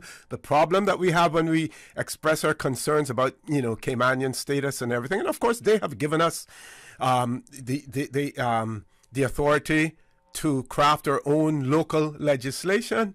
And she said, your problem is the policies that you have regarding permanent residence, because that is the stepping stone. Exactly. And I'm not insular or xenophobic, because like I say, I immigrated and spent time in another jurisdiction. But I also say this, that rank has its privileges, like the old American Express ad used to say, and in Cayman, a Caymanian must be first. Yes. A Caymanian must be first. And when I say Caymanian, Caymanians know what I talk about when I describe us as Caymanians. So all these people who have come here since and want to dictate to us and have taken over all facets of our society, with those of us who have been co-opted either through greed or ignorance, man, it is something that I lament every single day. When I hear the young people talk of how frustrated they are, they send them away to tell them to get qualified. They come back with their qualifications and they put other obstacles in the way, forever removing the goalpost. But the kicker is this: they have made what was the Caymanian dream now the greatest nightmare. Generations of young people will never be able to afford their own homes.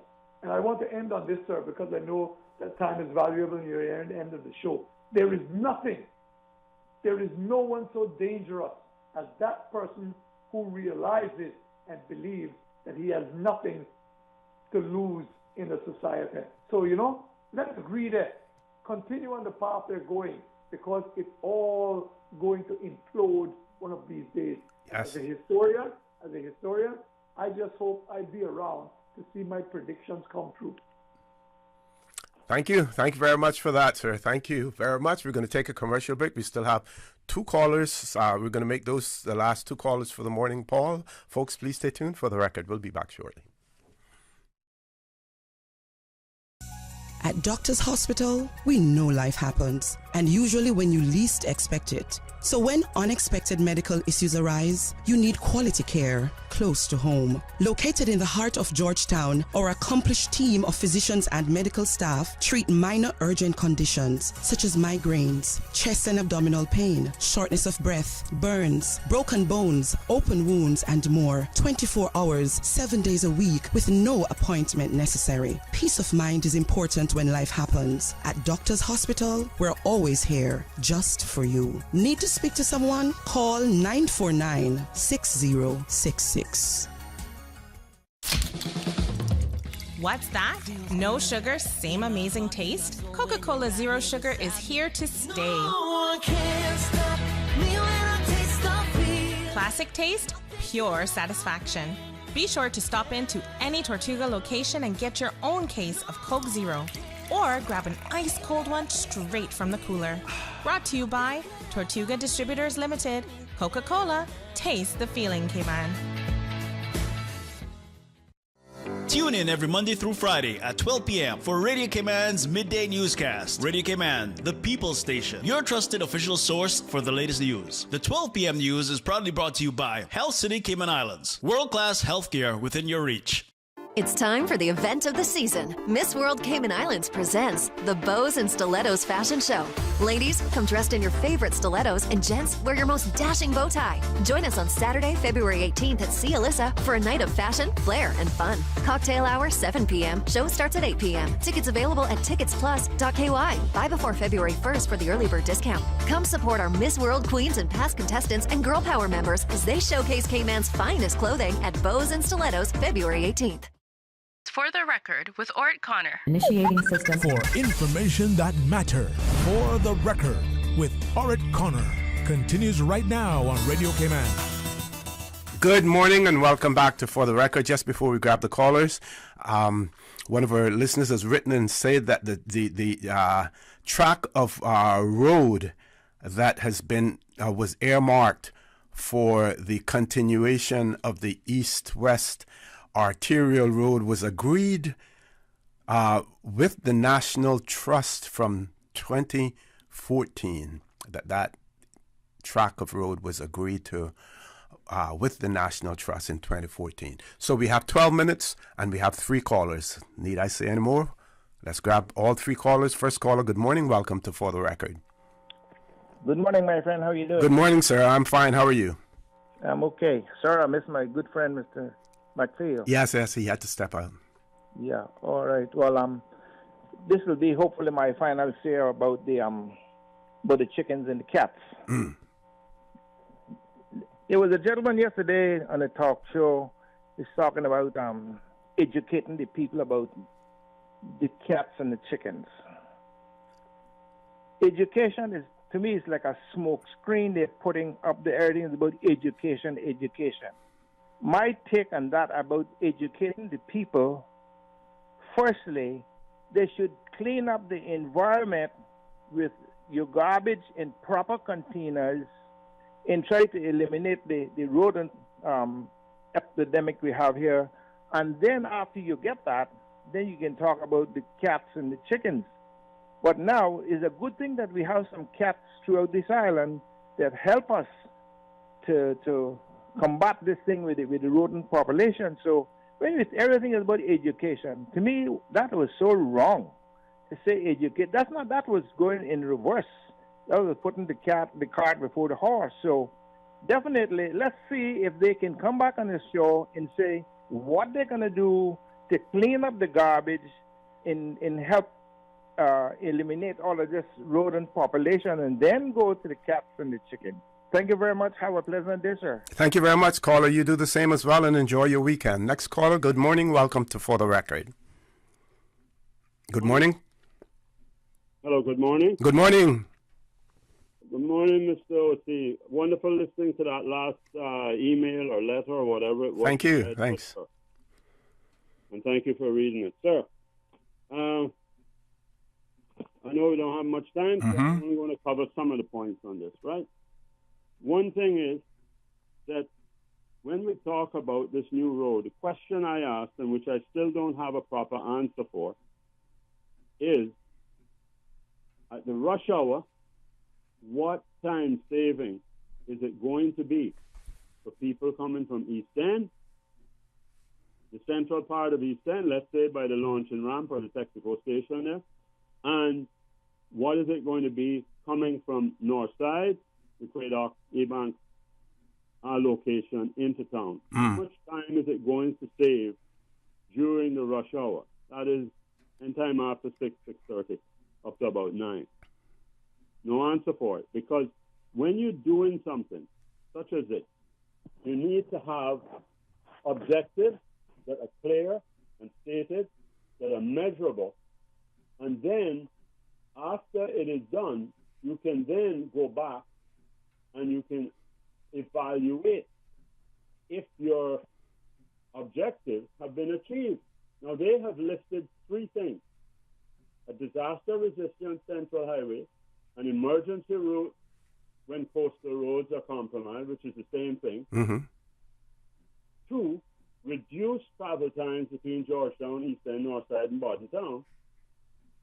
And 4, promote public transportation, in brackets, dedicated bus lines. So does that mean a whole lane that can only be used by buses? Yeah. Okay, so those are the only 3 things. Because the first 2 are the same thing. They've repeated themselves. Now, nobody has said how much time are you going to save? Well, reduced by what? 10 minutes, 1 hour, 2 hours?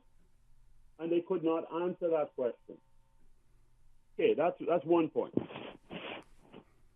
The other point is that in the morning, my observation is that the backup occurs because of the slow movement of traffic through Georgetown. And when you have that slow movement through Georgetown, it continues to back up. I might have a pipe to my septic tank that is 4 inches. And then because the septic tank, Carl, I'm going to ask you to dispense with the examples and because running out of time, I still have another caller on hold and I have 6 minutes left. The blockage is down line. The blockage is in Georgetown. So putting a 12-inch line going to a 4-inch line doesn't mean that the toilets are going to flush. But isn't that work now being done in the Linford Pearson Highway extension and then taking the road out to Walker's Road and the additional lanes on Annaholder Drive and everything? Isn't that going to address that issue? I don't think so, sir. Okay. And the next, well, what they've also done is, let's talk about that. What have they done? Put a primary school that's going to be exiting on instead of putting that somewhere further up or a different location. Yeah. Other than all the schools are in the same general couple hundred feet. Total madness. But you have no development plan. These planners have no idea on what the population that they're building the road for. Okay. 1 minute left. 1 minute. No, I'm finished. Okay. It's just total madness. Thank you very much, caller. I wish we could talk about it more because there's so much more to be said, and I agree with you on a lot of points as well. Let's grab the last caller. Caller, good morning. Welcome to For the Record. Hi, good morning, sir. Good morning. I'm getting an echo from you, so you may need to turn something down.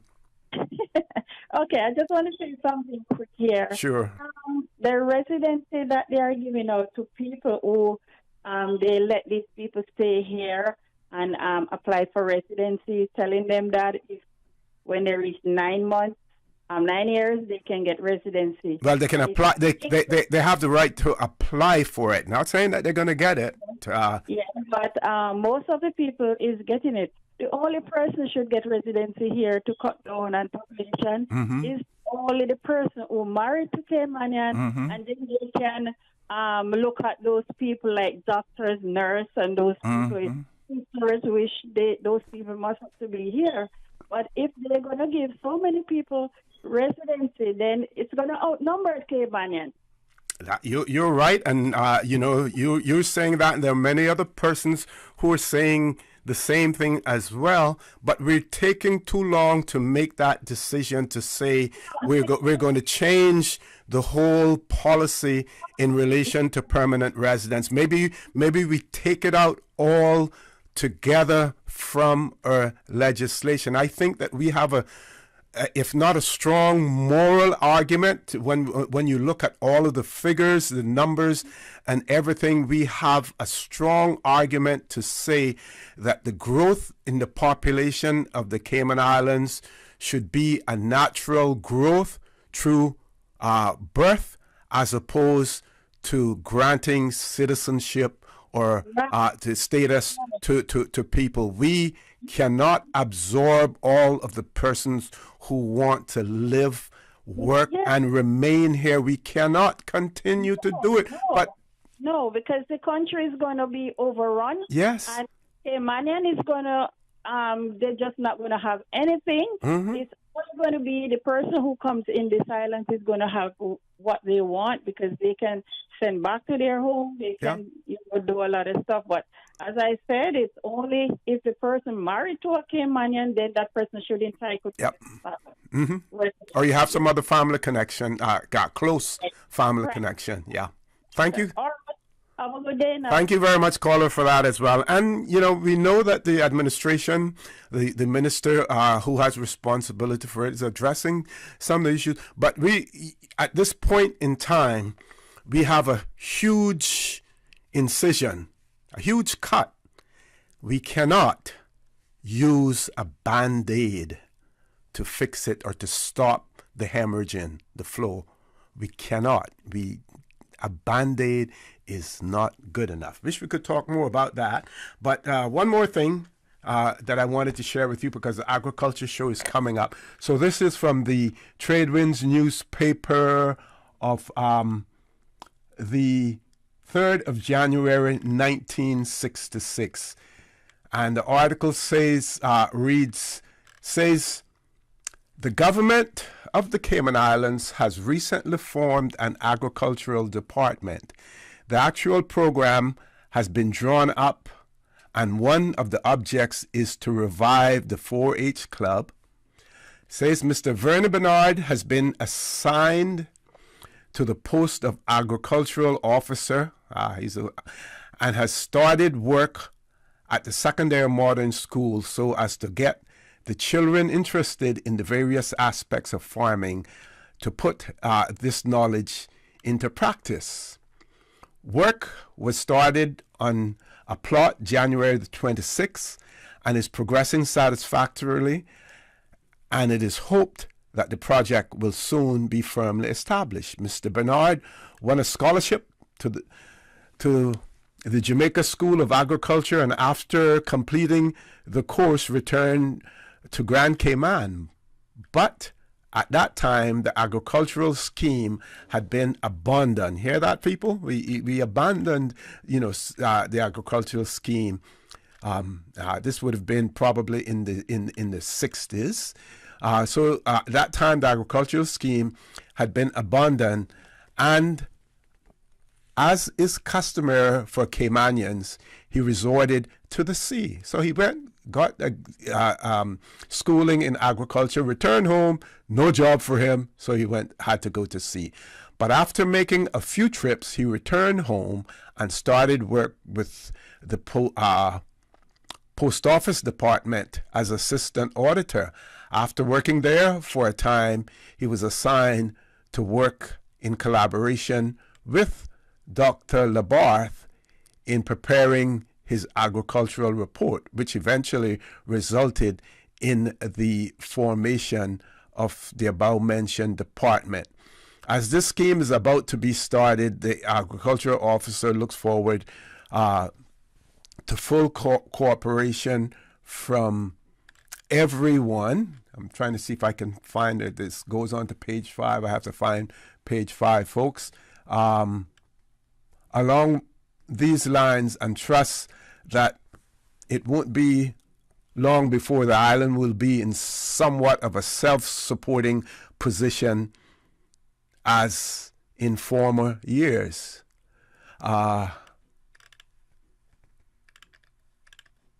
So, part of our history, agricultural history here in the Cayman Islands, started it, sent someone off to train for it, came back, not really in a job for them because we had abandoned agriculture. Now, folks, we've gone full circle and we have to return to agriculture again because we have to, for our own sustainability, we have to ensure that we can be at least self-sufficient in some respects. So we see the complete turnaround as far as agriculture is concerned.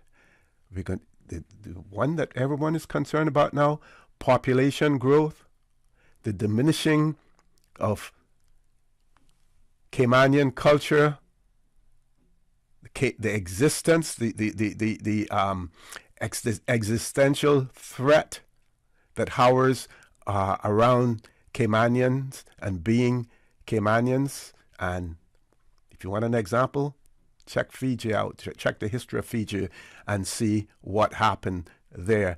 Check other countries, African countries, where the minorities have been suppressed, and when they eventually get back into power, what they do, to those persons who have oppressed them. We don't need to get to that stage here in the Cayman Islands. We need to stop being apologists for wanting Cayman to remain Caymanian in Caymanian time. Otherwise, we should just change the name. International Island, we should call it. The International Island rather than the Cayman Islands. And then you have nothing to worry about. But if we are going to remain the Cayman Islands, then Caymanians have to remain in control. We have to be the dominant ones here. And when I say dominant, I use that lightly. I don't mean to dominate others, but to ensure that we are not dominated ourselves. And the way to do that is that we need to remain the dominant ones. We need to not only be able to make the decisions, but make the decisions that are going to positively affect Caymanians instead of others as well. Folks, if we don't listen, and we're now seeing it coming out in the numbers, the census figures and everything. Years ago when those numbers used to come out, at one time we were happy. We would say, we called increasing the population of the Cayman Islands progress. We looked at that as being progress for the Cayman Islands. We're getting more and more. We're getting more and more tourists. We crossed the 500,000 mark for the year. That is good and everything. Now we have close to 80,000, and out of those 80,000, 34,000 of those are work permit holders. Folks, is that progress? Just asking for a friend. Folks, I want to thank you for allowing Radio Cayman, and by extension For the Record, into your homes, into your vehicles as you traverse the busy roads of the Cayman Islands, into your places of work, wherever that may be. I also want to remind you that we are our brothers and our sisters' keepers, and there is a definition for brothers and sisters. We are their keeper. So I urge you to extend a helping hand to them. If you can't do that, then I suggest you donate to our worthy charity, because we always want to consider those who need, not necessarily those who want or even those who crave. So I say to you, have a great day. Continue to support your radio station, Radio Cayman. John Sterling, Dwayne Ebanks at 12:15 for Talk Today. And as usual, we ask the good Lord to bless these three beautiful, wonderful Cayman Islands. For the Record, proudly brought to you by Coca-Cola. Available across the Cayman Islands from Tortuga Distributors. Accept no substitutes. Taste the feeling with Coca-Cola. Brand Source Home Gallery. Inspiring luxury. West Bay Pharmacy. Taking care of your health. And JN Money. From abroad to yard. Fast, affordable, convenient. Doctors Hospital. Peace of mind is important when life happens. Doctors Hospital. Always there for you. Call 949-6066. Continuing the Caymanian tradition. Let Cora keep my ground so clean. The heart and soul of the Cayman people. Thank you for keeping the culture alive. Spread the news every day. From East End to Georgetown, down into West Bay. Radio Cayman in the Cayman Islands.